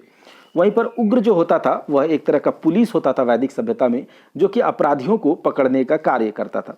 सभा एवं समिति राजा को सलाह देने वाली संस्था थी। सभा श्रेष्ठ एवं सम्राट लोगों की संस्था थी। वैदिक काल में प्रयोग किए जाने वाले कुछ शब्द हैं, इंपॉर्टेंट है, पूछ लिए जाते हैं, याद रखिएगा। राजा, जिसको कि वैदिक काल में गोप्ता कहा जाता था, गोप्ता। अतिथि, जिसे गोहंता या गोहन कहा जाता था। आप देखेंगे कि ऋग वैदिक काल के जो मैक्सिमम नाम है वो गाय से ही रिलेटेड है, यानी कि उस समय गाय को पूजनीय माना जाता था और अभी भी गाय को पूजनीय ही माना जाता है। ठीक है, तो वहाँ पर गाय मतलब गाय को गो से इस तरह से कुछ नाम देखे जाते हैं। जैसे कि राजा को गोप्ता कहा जाता था, गो आ गया। अतिथि को गोहंता या गोहन कहा जाता था। बुद्ध को युद्ध जो होता था वो गविष्टि, गेसु या गम्य, यह का युद्ध का नाम ही क्या उस समय बोला जाता था? गविष्टि, गाय की खोज। ठीक है, तो गाय के लिए ही युद्ध किए जाते थे बहुत सारे। गाय अघन्य, जो न मारे जाने योग्य होता है उसे अघन्य कहा जाता है और गाय को अघन्य कहा जाता था। लांगल, जो उस सब अभी जो हल कहा जाता था। व्राजपति जो होता था वह चारागाह प्रमुख होते थे। कुलप परिवार का प्रधान होता था। स्पष्ट गुप्तचर। खिल्ले जो होता था वह चारागाह को कहा जाता था, वेकनाट सूदघोर को कहा जाता था, और अनाज धान्य। अब आप आगे देखते हैं, ऋग वैदिक काल में जो महिलाएं थी सभा एवं विदत में भाग लेती थी। ऋग वैदिक काल का जो समय काल था वह कब से कब तक था? 1000 से लेकर के 1000 ईसा पूर्व तक। अब हम लोग देखिए, ऋग्वेद में जन शब्द का उल्लेख 275 बार, इसे याद रखिएगा, इंपॉर्टेंट है, पूछे जाते हैं। ऋग्वेद में जन शब्द का उल्लेख 275 बार, विष का उल्लेख 170 बार, याद कीजिए। ऋग्वेद में जन शब्द का उल्लेख 275 बार, जन शब्द का उल्लेख 275 बार, विष का उल्लेख 170 बार, सभा का उल्लेख 8 बार, समिति का उल्लेख 9 बार एवं शूद्र का उल्लेख 1 बार आया है। ऋग्वेद में जन शब्द का उल्लेख 275 बार, विष का उल्लेख 170 बार, सभा का उल्लेख 8 बार, समिति का उल्लेख 9 बार एवं शूद्र शब्द का उल्लेख 1 बार आया है। ऋग्वेद में 25 नदियों का उल्लेख है। ऋग्वेद में 25 नदियों का उल्लेख है, जिसमें सरस्वती सबसे महत्वपूर्ण तथा पवित्र नदी थी। सरस्वती नदी को सबसे महत्वपूर्ण नदी वैदिक युग में माना जाता है और कहा जाता है। इसमें गंगा एवं यमुना का उल्लेख सिर्फ 1 बार हुआ है। गंगा और यमुना का उल्लेख ऋग्वैदिक काल में सिर्फ 1 बार हुआ है, और सबसे अधिक जो नदी का उल्लेख हुआ है वह सरस्वती का हुआ है, जिसे सर्वाधिक महत्वपूर्ण नदी कहा जाता था। अब हम लोग देखते हैं जो आर्यों का मूल स्थान और उससे संबंधित जो मत है, कौन किसने क्या कहा, आर्यों के मूल स्थान को किसने कहाँ बताया। तो इससे संबंधित जो है मैक्स मुलर ने आर्यों का मूल स्थान मध्य एशिया बताया, और बहुत सारे जो इतिहासकार हैं इस मत पे सहमत हैं कि आर्य जो है संभवतः मध्य एशिया से ही आए थे। और बायोलॉजिकल प्रमाण भी हैं इसके कि आर्यों के जो मध्य एशिया से आने का कुछ बायोलॉजिकल प्रमाण भी है। तो ये हम लोग क्राउन जीके में देखेंगे। पहले अभी हम लोग जो भी एनसीईआरटी सार संकलन में इसको देख रहे हैं, क्राउन जीके देखेंगे तो एक पूरा कंप्लीट हम लोग का पैकेज प्रिपरेशन हो जाएगा, और साथ ही साथ ऑब्जेक्टिव देख ही लेंगे, ठीक है। उसके बाद कुछ और जो इंपॉर्टेंट बुक्स होंगे जो ऐड करने होंगे वो भी यहाँ पर हम आप लोगों को करवा देंगे। अब देखिए, उसके बाद दयानंद सरस्वती ने कहा कि आर्य लोग जो थे वो तिब्बत से आए होंगे। एडवर्ड मेयर ने कहा कि नहीं, वो पामीर के पठार से आए थे। हर्जफील्ड ने कहा नहीं, रूसी तुर्किस्तान से आए थे। ये कुछ इंपॉर्टेंट उतना नहीं है, ज़्यादा पूछा नहीं जाता है, आप याद रख सकते हैं। मैक्स मुलर ने मध्य एशिया बताया, दयानंद सरस्वती ने तिब्बत बताया, वहीं पर गंगानाथ झा ने बताया था ब्रह्म ऋषि देश, ठीक है। बाल गंगाधर तिलक के द्वारा कहा गया था उत्तरी ध्रुव आर्कटिक से आए थे। वहीं पर देखिए, ऋग्वेद के 7वें मंडल में दसराग युद्ध का वर्णन किया गया है। दसराग युद्ध जो कि परोसनी नदी, जो वर्तमान में रावी नदी है, इसके तट पर दसराग युद्ध हुआ था। सुदास एवं 10 जनों के मध्य लड़ा गया था। दसराग युद्ध जो है वह परोसनी नदी के तट पर किसके किसके बीच लड़ा गया था? सुदास एवं 10 जनों के मध्य इस युद्ध को लड़ा गया था, जिसमें सुदास की विजय हुई थी। अब देखिए, युद्ध के लिए गविष्टि शब्द का प्रयोग किया गया है, जिसका अर्थ होता है गायों की खोज। अब हम लोग ऋग्वैदिक कालीन नदियों के नाम देखते हैं, और अभी जो इस नदियों के नाम हैं वो क्या है वो देख लेते हैं एक बार। कुर्रम नदी जो कि आधुनिक नदी है, इसका प्राचीन नाम क्या था? क्रूमू था। काबुल का कुंभा था, झेलम का वितस्ता था, चिनाब का अस्किनी, रावी का परुस्नी, सतलुज का सतुद्री, व्यास का विपासा, गंडक का सदानीरा, घग्गर का द्रुसद्वंती, स्वात का सुवास्तु और सिंध का सिंधु नदी। ऋग्वेद में जो शब्दों के उल्लेख हैं इंपॉर्टेंट है, ये आपको याद रखने हैं, कुछ कुछ मैं बताऊंगा। ओम शब्द का उल्लेख ऋग्वेद में 10,028 बार से 1028 बार ओम शब्द का उल्लेख किया गया है। याद रखिएगा, 1028 बार ओम शब्द का उल्लेख किया गया है। वहीं पर जन शब्द का उल्लेख 275 बार, वर्ण का 23 बार, राष्ट्र का 10 बार, गण का 46 बार, ग्राम का 13 बार, क्षत्रिय का 9 बार, सभा का 8 बार। तो क्षत्रिय याद रखिएगा 9 बार, ग्राम का 13 बार, सभा का 8 बार, गण का 46 बार, राष्ट्र का 10 बार, जन का 275 बार, गंगा का केवल 1 बार यहां पर उल्लेख किया गया है, अग्नि का 200 बार। तो जन के बाद अग्नि का 200 बार। वहीं पर पिता का उल्लेख 335 बार, शूद्र का उल्लेख 1 बार, गंगा का भी उल्लेख 1 बार, विद्रथ का उल्लेख 122 बार, विष्णु का उल्लेख 6 बार और मित्र का उल्लेख 1 बार। तो 1 बार किन किन शब्दों का उल्लेख किया गया है? मित्र का, गंगा नदी का, वहीं पर शूद्र का, ठीक है। अब आगे देखते हैं कि जो पूषण का उल्लेख किया गया 8 बार, पूषण यानी कि पशुओं के देवता ऋग्वैदिक काल में। गृह का उल्लेख 90 बार, माता का उल्लेख 234 बार, राजन्य का उल्लेख 1 बार, वरुण का उल्लेख 30 बार, सूर्य का उल्लेख 10 बार, रुद्र का उल्लेख 3 बार, विष का उल्लेख, विष आप जानते हैं, कुल विष, कुलप, ये सब विषपति। विष का उल्लेख 171 बार, ब्राह्मण का उल्लेख 14 बार, सेना का उल्लेख 20 बार, इंद्र का उल्लेख 250 बार। इंपॉर्टेंट है, याद रखिएगा, इंद्र का उल्लेख 250 बार, गंगा नदी का उल्लेख 1 बार। ठीक है, तो ये सब कुछ इंपॉर्टेंट है, यह याद रखिएगा।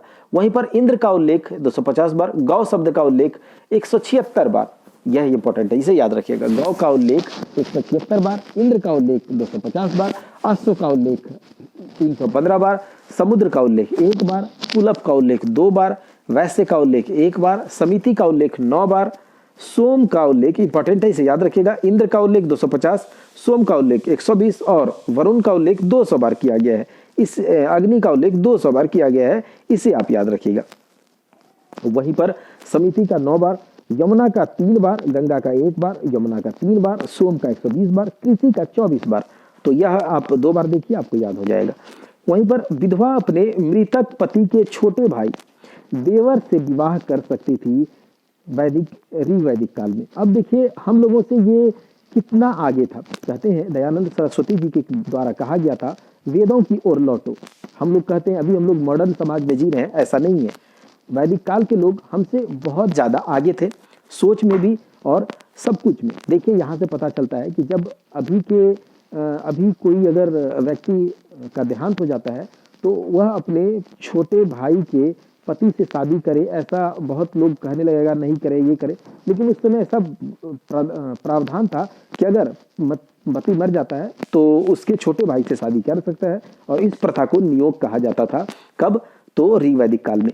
उसके बाद स्त्रियां शिक्षा ग्रहण कर सकती थी, ऋग्वेद में लोपामित्रा, घोषा, सिक्ता, अपाला एवं विश्वारा जैसी विदुषी ये स्त्रियों का वर्णन है। तो यहाँ से पता चलता है कि ऋग्वैदिक काल में स्त्रियों का जो स्टेटस है, जो स्त्रियों की स्थिति थी, वो काफी अच्छी थी। वहीं पर आर्यों का जो मुख्य पेय पदार्थ था वह सोम रस था। कहते हैं कि सोम रस जो है वह एक मदिरा है, ऐसा कुछ नहीं है। सोम यानी कि सोम देवता, वनस्पति का देवता, और वनस्पतियों से प्राप्त रस एक एनर्जी ड्रिंक होता था। जैसे कि अभी हम लोग जूस पीते हैं, फलों के, फ्रूट्स के जूस, वैसे ही वो सोम रस था उस समय। वनस्पतियों से मिलने वाला एक रस था सोम रस, कोई यह गलत चीज नहीं है। ऋग्वैदिक समाज में 3 प्रकार के वस्त्रों का उपयोग होता था। वास, अधिवास, उष्णीष। वास अंदर पहनने वाले कपड़े को निवि कहा जाता था। ऋग्वैदिक काल में 3 टाइप के कपड़ों का उल्लेख है, वास, अधिवास और निवि, और अंदर पहनने वाले कपड़ों को निवि कहा जाता था। अब देखिए शब्दों का कुछ उल्लेख। ओम शब्द का उल्लेख कहाँ किया गया है? बृहदारण्यक उपनिषद में। अर्धांगिनी यानी कि पत्नी का उल्लेख किया गया है शतपथ ब्राह्मण में। सत्यमेव जयते का उल्लेख मुंडक उपनिषद में। पाप पुण्य का उल्लेख ऋग्वेद में। स्वर्ग नरक का उल्लेख ऋग्वेद में। तो पाप पुण्य, स्वर्ग नरक का उल्लेख ऋग्वेद में किया गया है। सत्यमेव जयते मुंडक उपनिषद से लिया गया है। अर्धांगिनी शतपथ ब्राह्मण में, और ओम शब्द का उल्लेख बृहदारण्यक उपनिषद में मिला है। ऋण देकर ब्याज लेने वाले व्यक्ति को वेक नॉट या फिर सूदखोर कहा जाता था। ऋग्वैदिक काल में वेक नॉट किसे कहा जाता था? तो ऋग्वैदिक काल में वेक नॉट कहा जाता था वैसे लोगों को जो ऋण देकर, लोन देकर ब्याज लेते थे। अमाजू अविवाहित स्त्रियों को कहा जाता था। ऋग्वैदिक काल में अमाजू अविवाहित स्त्रियों को कहा जाता था। ऋग्वैदिक काल का मुख्य व्यवसाय पशुपालन एवं कृषि था। तो ऋग्वैदिक काल का मुख्य व्यवसाय क्या था? पशुपालन या फिर कृषि। अब देखिए कृषि संबंधी प्रक्रिया से संबंधित उल्लेख ऋग्वेद के चतुर्थ मंडल में मिलता है। कृषि संबंधी प्रक्रिया से संबंधित उल्लेख ऋग्वेद के चतुर्थ मंडल में मिलता है। चारों आश्रम का वर्णन। चारों आश्रम कौन कौन से हैं? चारों आश्रम आपको पता होगा कौन से? जो 4 टाइप के आश्रम के बारे में हम लोग का जिक्र हुआ है, वानप्रस्थ, सन्यासी, है ना। तो इस तरह के चारों आश्रम का जो वर्णन है सर्वप्रथम जाबलोपनिषद से मिलता है। जाबलोपनिषद याद रखिएगा। अतिथि को गोहंता कहा जाता था तथा गाय को अघन्या कहा गया है। आर्यों के मुख्य देवता इंद्र तथा प्रिय पशु घोड़ा था। तो घोड़े का जो जिक्र है वह ऋग्वैदिक काल में ही देखने को मिलता है। वैदिक काल में लोहे को श्याम अयस्क तथा तांबे को लोहित अयस्क कहा जाता था। याद रखिएगा, कंफ्यूजन हो सकता है, आपको कहेगा कि वैदिक काल में लोहे को क्या कहा जाता था, श्याम अयस्क या फिर लोहित अयस्क, तो आप हो सकता है लोहित अयस्क मार के चले आए, लेकिन वैदिक काल में लोहे को श्याम अयस्क कहा जाता था और तांबे को लोहित अयस्क कहा जाता था। आर्यों द्वारा खोजी गई धातु लोहा थी। तो आर्यों द्वारा जो लोहा जो खोजी गई, किसके द्वारा, आर्यों के द्वारा। ऋग्वैदिक आर्यों ने देवताओं को 3 भागों में विभक्त किया था। आकाश के देवता कौन कौन थे? सूर्य, ध्वस, मित्र, पूषण, विष्णु, उषा, सविता इत्यादि, ये सारे के सारे आकाश के देवता थे। ऋग्वैदिक काल के लोग इनको विभाजित किए थे। अंतरिक्ष के देवता थे इंद्र, मरुत, रुद्र, वायु इत्यादि। वहीं पर पृथ्वी के देवता थे अग्नि, सोम, पृथ्वी, बृहस्पति तथा सरस्वती, ये सारे के सारे पृथ्वी के देवता थे। ऋग्वैदिक कुछ देवियां के बारे में बात होती है, जैसे कि अदिति, उषा, पृथ्वी, अरण्यानी और इला। अदिति, उषा, पृथ्वी, अरण्यानी और इला। अब देखते हैं पंच महायज्ञ के बारे में। पंच महायज्ञ जैसे कि पहला ब्रह्म यज्ञ या फिर ऋषि यज्ञ जिसे कहा जाता है। वेद पाठ के द्वारा प्राचीन ऋषियों के प्रति श्रद्धा व कृतज्ञता को दिखाना या फिर श्रद्धा और कृतज्ञता को प्रकट करना, किसके, वेद पाठ द्वारा प्राचीन ऋषियों के प्रति, तो इसे कहा जाता था ब्रह्म यज्ञ। यह पंच महायज्ञ का पहला यज्ञ है। देव यज्ञ क्या होता है? वह हवन की अग्नि में घी की आहुति देकर देवताओं का आवाहन करना देव यज्ञ कहलाता था। हवन के अग्नि में घी की आहुति देकर देवताओं का आह्वान करना देव यज्ञ कहलाता था। पितृयज्ञ अपने पूर्वजों को जल व भोजन का तर्पण करके उनके प्रति कृतज्ञता की अभिव्यक्ति पितृयज्ञ कहलाता है। यह पंच महायज्ञ को हम लोग देख रहे हैं। पहला देखा ब्रह्म यज्ञ या फिर ऋषि यज्ञ, देव यज्ञ, और आप देख रहे हैं पितृयज्ञ, यह भी देख लिया। अब हम लोग देखते हैं भूत यज्ञ। प्राणी मात्र के प्रति कृतज्ञता व्यक्त करने के लिए पशु पक्षियों, कीटों एवं भूत प्रेतों की बलि देना या भोजन देना, ये कह सकते हैं। बलि का मतलब भोजन, कुछ भी दे रहे हैं आप उसे। प्राणी मात्र जो भी है, पशु पक्षी, गाय बैल, कीट पतंगा, सबके प्रति आपके मन में क्या होना चाहिए? कृतज्ञता होनी चाहिए। अगर आप उसको मन से श्रद्धा से भोजन देते हैं, उसको कुछ खाने को देते हैं, तो आप यह भूत यज्ञ कर रहे हैं, जो कि पंच महायज्ञ का एक हिस्सा है। अब अगला है नृयज्ञ या फिर अतिथि यज्ञ। तो अतिथि सत्कार से मानव के प्रति कृतज्ञता दर्शाना यह अतिथि यज्ञ कहलाता था। तो 5 महायज्ञ हैं, ब्रह्म यज्ञ, देव यज्ञ, पितृयज्ञ, भूत यज्ञ और नृयज्ञ या फिर अतिथि यज्ञ। अब हम लोग देखेंगे उत्तर वैदिक काल। तो उत्तर वैदिक काल का जो समय काल था वो कब से कब तक था? तो 1000 से लेकर के 600 ईसा पूर्व तक के काल को उत्तर वैदिक काल कहा गया। उत्तर वैदिक काल में यज्ञ कर्म कांडों में जटिलता एवं भव्यता आ गई। उत्तर वैदिक काल आते आते यज्ञ कर्म कांड जो थे, जितने भी कर्म कांड, जितने भी उसके रिचुअल्स थे, रीति रिवाज थे, सब में थोड़ी सी जटिलता और भव्यता आ गई। यज्ञ विधान क्रिया उत्तर काल वैदिक काल की ही देन है। तो यज्ञ में जितने भी प्रक्रिया किए जाते हैं, विधान क्रिया किए जाते हैं, वो सारे के सारे उत्तर वैदिक काल की ही देन है। राजसूय यज्ञ का प्रचलन उत्तर वैदिक काल में हुआ। यह राज्याभिषेक से संबंधित था। जब युवराज का राज्याभिषेक किया जाता था, राजा बनाया जाता था, तो उस समय राजसूय यज्ञ किया जाता था। इस यज्ञ के दौरान राजा रत्नियों के घर जाता था। रत्नी कौन होते थे? जो अधिकारी होते थे, वो सारे के सारे यहाँ पर काम करने वाले जो लोग होते थे। तो इस यज्ञ के दौरान, राजसूय यज्ञ के दौरान जो राजा होते थे वो रत्नियों के घर जाते थे। अब देखिए, अश्वमेध यज्ञ शक्ति का द्योतक था। अश्वमेध यज्ञ कब करवाता था कोई राजा? जब उसे अपना शक्ति प्रदर्शन करना होता था, तो अश्वमेध यज्ञ करवाता था। वाजपेयी यज्ञ में राजा रथों की दौड़ का आयोजन करता था। यह यज्ञ खान पान से संबंधित था। वाजपेयी यज्ञ में राजा रथों की दौड़ का आयोजन करता था। यह यज्ञ खान पान से संबंधित था। अग्निष्टोम यज्ञ में अग्नि को पशु बलि दी जाती थी। अग्निष्टोम यज्ञ में अग्नि को पशु बलि दी जाती थी। पूषण ऋग वैदिक काल में पशुओं के देवता थे, जो उत्तर वैदिक काल में शूद्रों के देवता हो गए। याद रखिएगा कि पूषण जो थे वह ऋग वैदिक काल में किसके देवता थे? तो पूषण जो थे वह ऋग वैदिक काल में पशुओं के देवता थे, और जो कि उत्तर वैदिक काल में शूद्रों के देवता हो गए। उत्तर वैदिक काल में इंद्र के स्थान पर प्रजापति सर्वाधिक प्रिय एवं महत्वपूर्ण देवता हो गए। तो ऋग वैदिक काल में इंद्र सबसे महत्वपूर्ण देवता था, लेकिन उत्तर वैदिक काल में जो इंद्र के स्थान पर प्रजापति सर्वाधिक प्रिय महत्वपूर्ण देवता हो गए। उत्तर वैदिक काल में प्रजापति सृष्टि के रचयिता, उत्तर वैदिक काल में प्रजापति सृष्टि के रचयिता, विष्णु विश्व के रक्षक एवं पुसन शूद्रों के देवता थे। तो उत्तर वैदिक काल में जो प्रजापति थे वह सृष्टि के रचयिता थे, विष्णु विश्व के रक्षक एवं पुसन शूद्रों के देवता थे। पुसन उत्तर वैदिक काल में शूद्रों के देवता थे या किसके देवता थे, तो आपको कमेंट बॉक्स में बताना है। वहीं पर देखिए, अथर्ववेद के अनुसार राष्ट्र राजा के हाथों में हो तथा राजा और देवता मिलकर उसे सुदृढ़ बनाए। अथर्ववेद में कहा गया है कि राष्ट्र राजा के हाथ में हो तथा राजा और देवता मिलकर उसे सुदृढ़ बनाए। उत्तर वैदिक काल में ही सर्वप्रथम गोत्र एवं आश्रम अवस्था का उल्लेख हुआ है।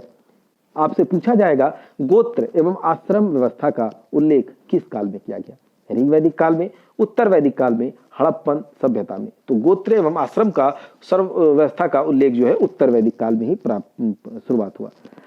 आश्रम व्यवस्था की स्थापना उत्तर वैदिक काल में हुई। आश्रम व्यवस्था की स्थापना जो है उसका स्थापना उत्तर वैदिक काल में ही हुआ। छांदोग्य उपनिषद में केवल 3 आश्रमों का उल्लेख है। छांदोग्य उपनिषद में केवल 3 आश्रमों का उल्लेख है। तो आश्रम व्यवस्था के अंतर्गत 3 आश्रमों का उल्लेख कौन से उपनिषद में है, तो छांदोग्य उपनिषद में है। सर्वप्रथम जाबलोपनिषद में 4 आश्रम बताए गए हैं। उत्तर वैदिक काल में 3 आश्रमों जैसे कि ब्रह्मचर्य, गृहस्थ, वानप्रस्थ की स्थापना हुई। वहीं पर चौथा आश्रम संन्यास महाजनपद काल में स्थापित किया गया। गृहस्थ आश्रम को सभी आश्रमों से में श्रेष्ठ माना जाता है, क्योंकि इस आश्रम में मनुष्य त्रिवर्ग धर्म, अर्थ एवं काम का एक साथ उपभोग करता है। इसी आश्रम में त्रिऋण से निवृत्त होता है, जैसे कि ऋषि ऋण। तो अगर आपको ऋषि ऋण से निवृत्त होना है तो आपको ग्रंथों का अध्ययन करना होगा। पितृ ऋण तो पुत्र प्राप्ति, और देव ऋण यज्ञ करवाना। अब देखिए अगला है 16 संस्कार। तो वैदिक काल में 16 संस्कार किए जाते थे हर एक मनुष्य का। तो ये 16 संस्कार क्या होते थे, पुनर्जन्म की अवधारणा पर पहली बार बृहदारण्यक उपनिषद में 16 संस्कार का वर्णन हुआ है। ऐत्रेय ब्राह्मण में चारों वर्णों के कर्तव्यों का विवरण मिलता है। ऐत्रेय ब्राह्मण में चारों वर्णों के कर्तव्यों का वर्णन मिलता है। उत्तर वैदिक ग्रंथ छांदोग्य उपनिषद उत्तर वैदिक काल में लिखा गया है। उत्तर वैदिक ग्रंथ छांदोग्य उपनिषद में 3 आश्रमों जैसे कि ब्रह्मचर्य, गृहस्थ तथा वानप्रस्थ का उल्लेख मिलता है। ठीक है, आपको याद रहेगा कि छांदोग्य उपनिषद में केवल 3 आश्रम का उल्लेख किया गया है, और अगर चौथा आश्रम किसमें बताया गया है तो जाबलोपनिषद में। यह आपको याद रखने हैं। वहीं पर देखिए उत्तर वैदिक काल में लोगों की जीविका का मुख्य आधार कृषि हो गया। उत्तर वैदिक काल में खेत जोतने के लिए हल को सिरा तथा हल रेखा को सीता कहा जाता था। उत्तर वैदिक काल में खेत जोतने के हल को सिरा तथा हल रेखा को सीता कहा जाता था। उसके बाद शतमान और निष्क उत्तर वैदिक कालीन मुद्राएं थी। अगर आपसे पूछेगा कि उत्तर वैदिक कालीन मुद्राएं निम्नलिखित में कौन सी थी, शतमान, निष्क, कारसापन या फिर इनमें से कोई नहीं, तो आपको बताना ए और बी दोनों। तो शतमान और निष्क दोनों उत्तर वैदिक कालीन मुद्राएं थी।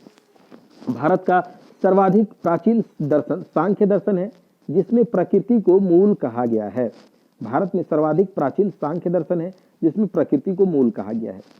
प्रथम बार पक्की ईंटों का प्रयोग उत्तर वैदिक काल के कौशाम्बी नगर से मिला है। वेद और उपवेद, वेद जो मैंने 4 वेद देखे हैं, ऋग्वेद, यजुर्वेद और सामवेद और लास्ट अथर्ववेद। चारों वेद को सम्मिलित रूप से संहिता कहा जाता है, और शुरुआत के 3 वेद को वेद त्रयी कहा जाता है। ऋग्वेद, यजुर्वेद और सामवेद को वेद त्रयी कहा जाता है। अब हम लोग देखेंगे वेद, उसके उपवेद और उसके रचनाकार कौन थे। तो वेद जो थे, ऋग्वेद उसका उपवेद था आयुर्वेद, ऋग्वेद का उपवेद है आयुर्वेद और उसके रचनाकार है धन्वंतरी। तो आयुर्वेद उपवेद के रचनाकार कौन है, धन्वंतरी। वहीं पर यजुर्वेद का जो उपवेद है वह धनुर्वेद है, रचनाकार है विश्वामित्र। यजुर्वेद के जो उपवेद है वह धनुर्वेद है और रचनाकार है विश्वामित्र। सामवेद के उपवेद है गंधर्ववेद और इसके रचनाकार है भरत मुनि। अथर्ववेद के जो रचनाकार हैं, ठीक है, अथर्ववेद का जो उपवेद है वह शिल्प वेद है और रचनाकार है विश्वकर्मा। एक बार फिर से देखिए, ऋग्वेद का उपवेद आयुर्वेद, रचनाकार धन्वंतरी। यजुर्वेद का उपवेद धनुर्वेद, रचनाकार विश्वामित्र।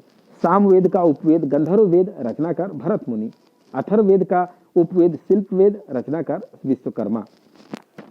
अब हम देखते हैं वेद, उसके कुछ ब्राह्मण ग्रंथ, आरण्यक और उपनिषद। ऋग्वेद का ब्राह्मण ग्रंथ है ऐत्रेय और कौशिकी। याद रखिएगा, ऋग्वेद का आरण्य ब्राह्मण ग्रंथ है ऐत्रेय और कौशिकी। आरण्यक ग्रंथ ऐत्रेय और कौशिकी ही है, और उपनिषद भी ऋग्वेद का ऐत्रेय और कौशिकी ही है। तो यहाँ से पूछे जाएंगे कि ऋग्वेद का ब्राह्मण ग्रंथ कौन सा है, तो ऐत्रेय कौशिकी। सामवेद का ब्राह्मण ग्रंथ तांडे और पंडवीस है। तांडे और पंडवीस सामवेद का ब्राह्मण ग्रंथ है। आरण्यक ग्रंथ छंदोग्य और जमीनीय है।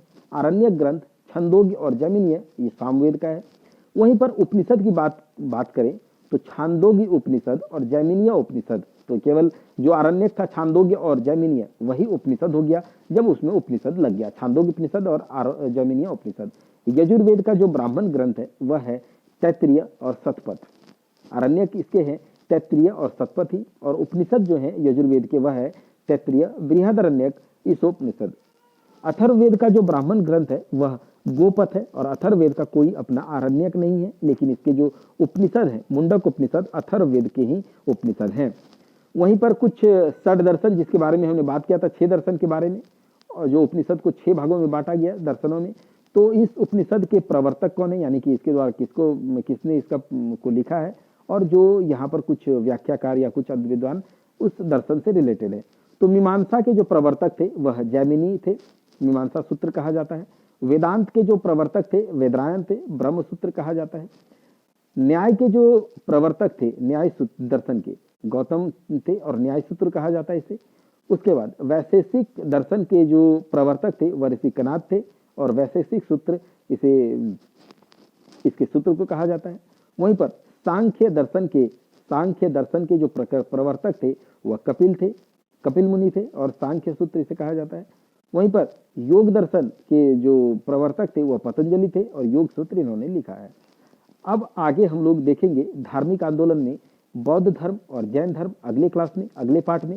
तब तक आप इसको पूरा 2-3 बार देखिए। इसके PDF को मैं जल्दी ही टेलीग्राम चैनल पर अपलोड कर दूंगा, आप वहां से इसको डाउनलोड कीजिए, देखिए, और फिर इसको सुनिए, याद हो जाएगा। डेली के बेसिस पर NCERT सार संकलन डाला जाएगा, आप एक एक करके आराम से सबको देखिए। फिर क्राउन जी के भी डाला जाएगा, ऑब्जेक्टिव वगैरह सब कुछ। तो हम सारा प्लान कर चुके हैं कैसे तैयार करना है। आप केवल हमारे चैनल के साथ बने रहें। चैनल पर अगर नए हैं तो चैनल को सब्सक्राइब करके बेल आइकन को दबा दीजिए, और नोटिफिकेशन में ऑल वाला प्रेस कर दीजिएगा, दबा दीजिएगा, ताकि सारे वीडियोज के नोटिफिकेशन आपको मिल सके। आपके लिए हम इतना मेहनत कर रहे हैं, आपके लिए करेंगे भी। आपको क्या करना है, केवल हमें मोटिवेट करने के लिए, हमें एनर्जी देने के लिए कमेंट करें, लाइक करें, और चैनल को फिर से कह रहे हैं सब्सक्राइब करें, औरों से भी करवाएं। तब तक के लिए आप अपनी पढ़ाई में लगे रहें और अच्छे से पढ़ाई कीजिए, हम आपके साथ हैं। अगर आप JSSC CGL या फिर JEE JSSC JEE झारखंड उत्पाद सिपाही की परीक्षा का तैयारी कर रहे हैं, तो आप हमारे चैनल पर 70 दिनों का एक मास्टर प्लान, एक महाअभियान चल रहा है, जिसमें 3 दिनों का शेड्यूल आ चुका है। आपने अगर उन शेड्यूल्स को नहीं देखा है तो जाइए वहां पर देखिए, प्लेलिस्ट आज अपडेट कर दिया जाएगा, और वहां पर जाकर के उन टॉपिक्स को देखिए, कौन कौन से टॉपिक्स हैं, किन बुक से पढ़ाई करें, कैसे पढ़े, कितना पढ़े, क्या गाइडेंस होगा, बहुत कंफ्यूजन है। तो आप जरूर इस 70 दिनों के महाअभियान में जुड़िए, आपका एक सीट पक्का जरूर होगा। जय हिंद, जय भारत।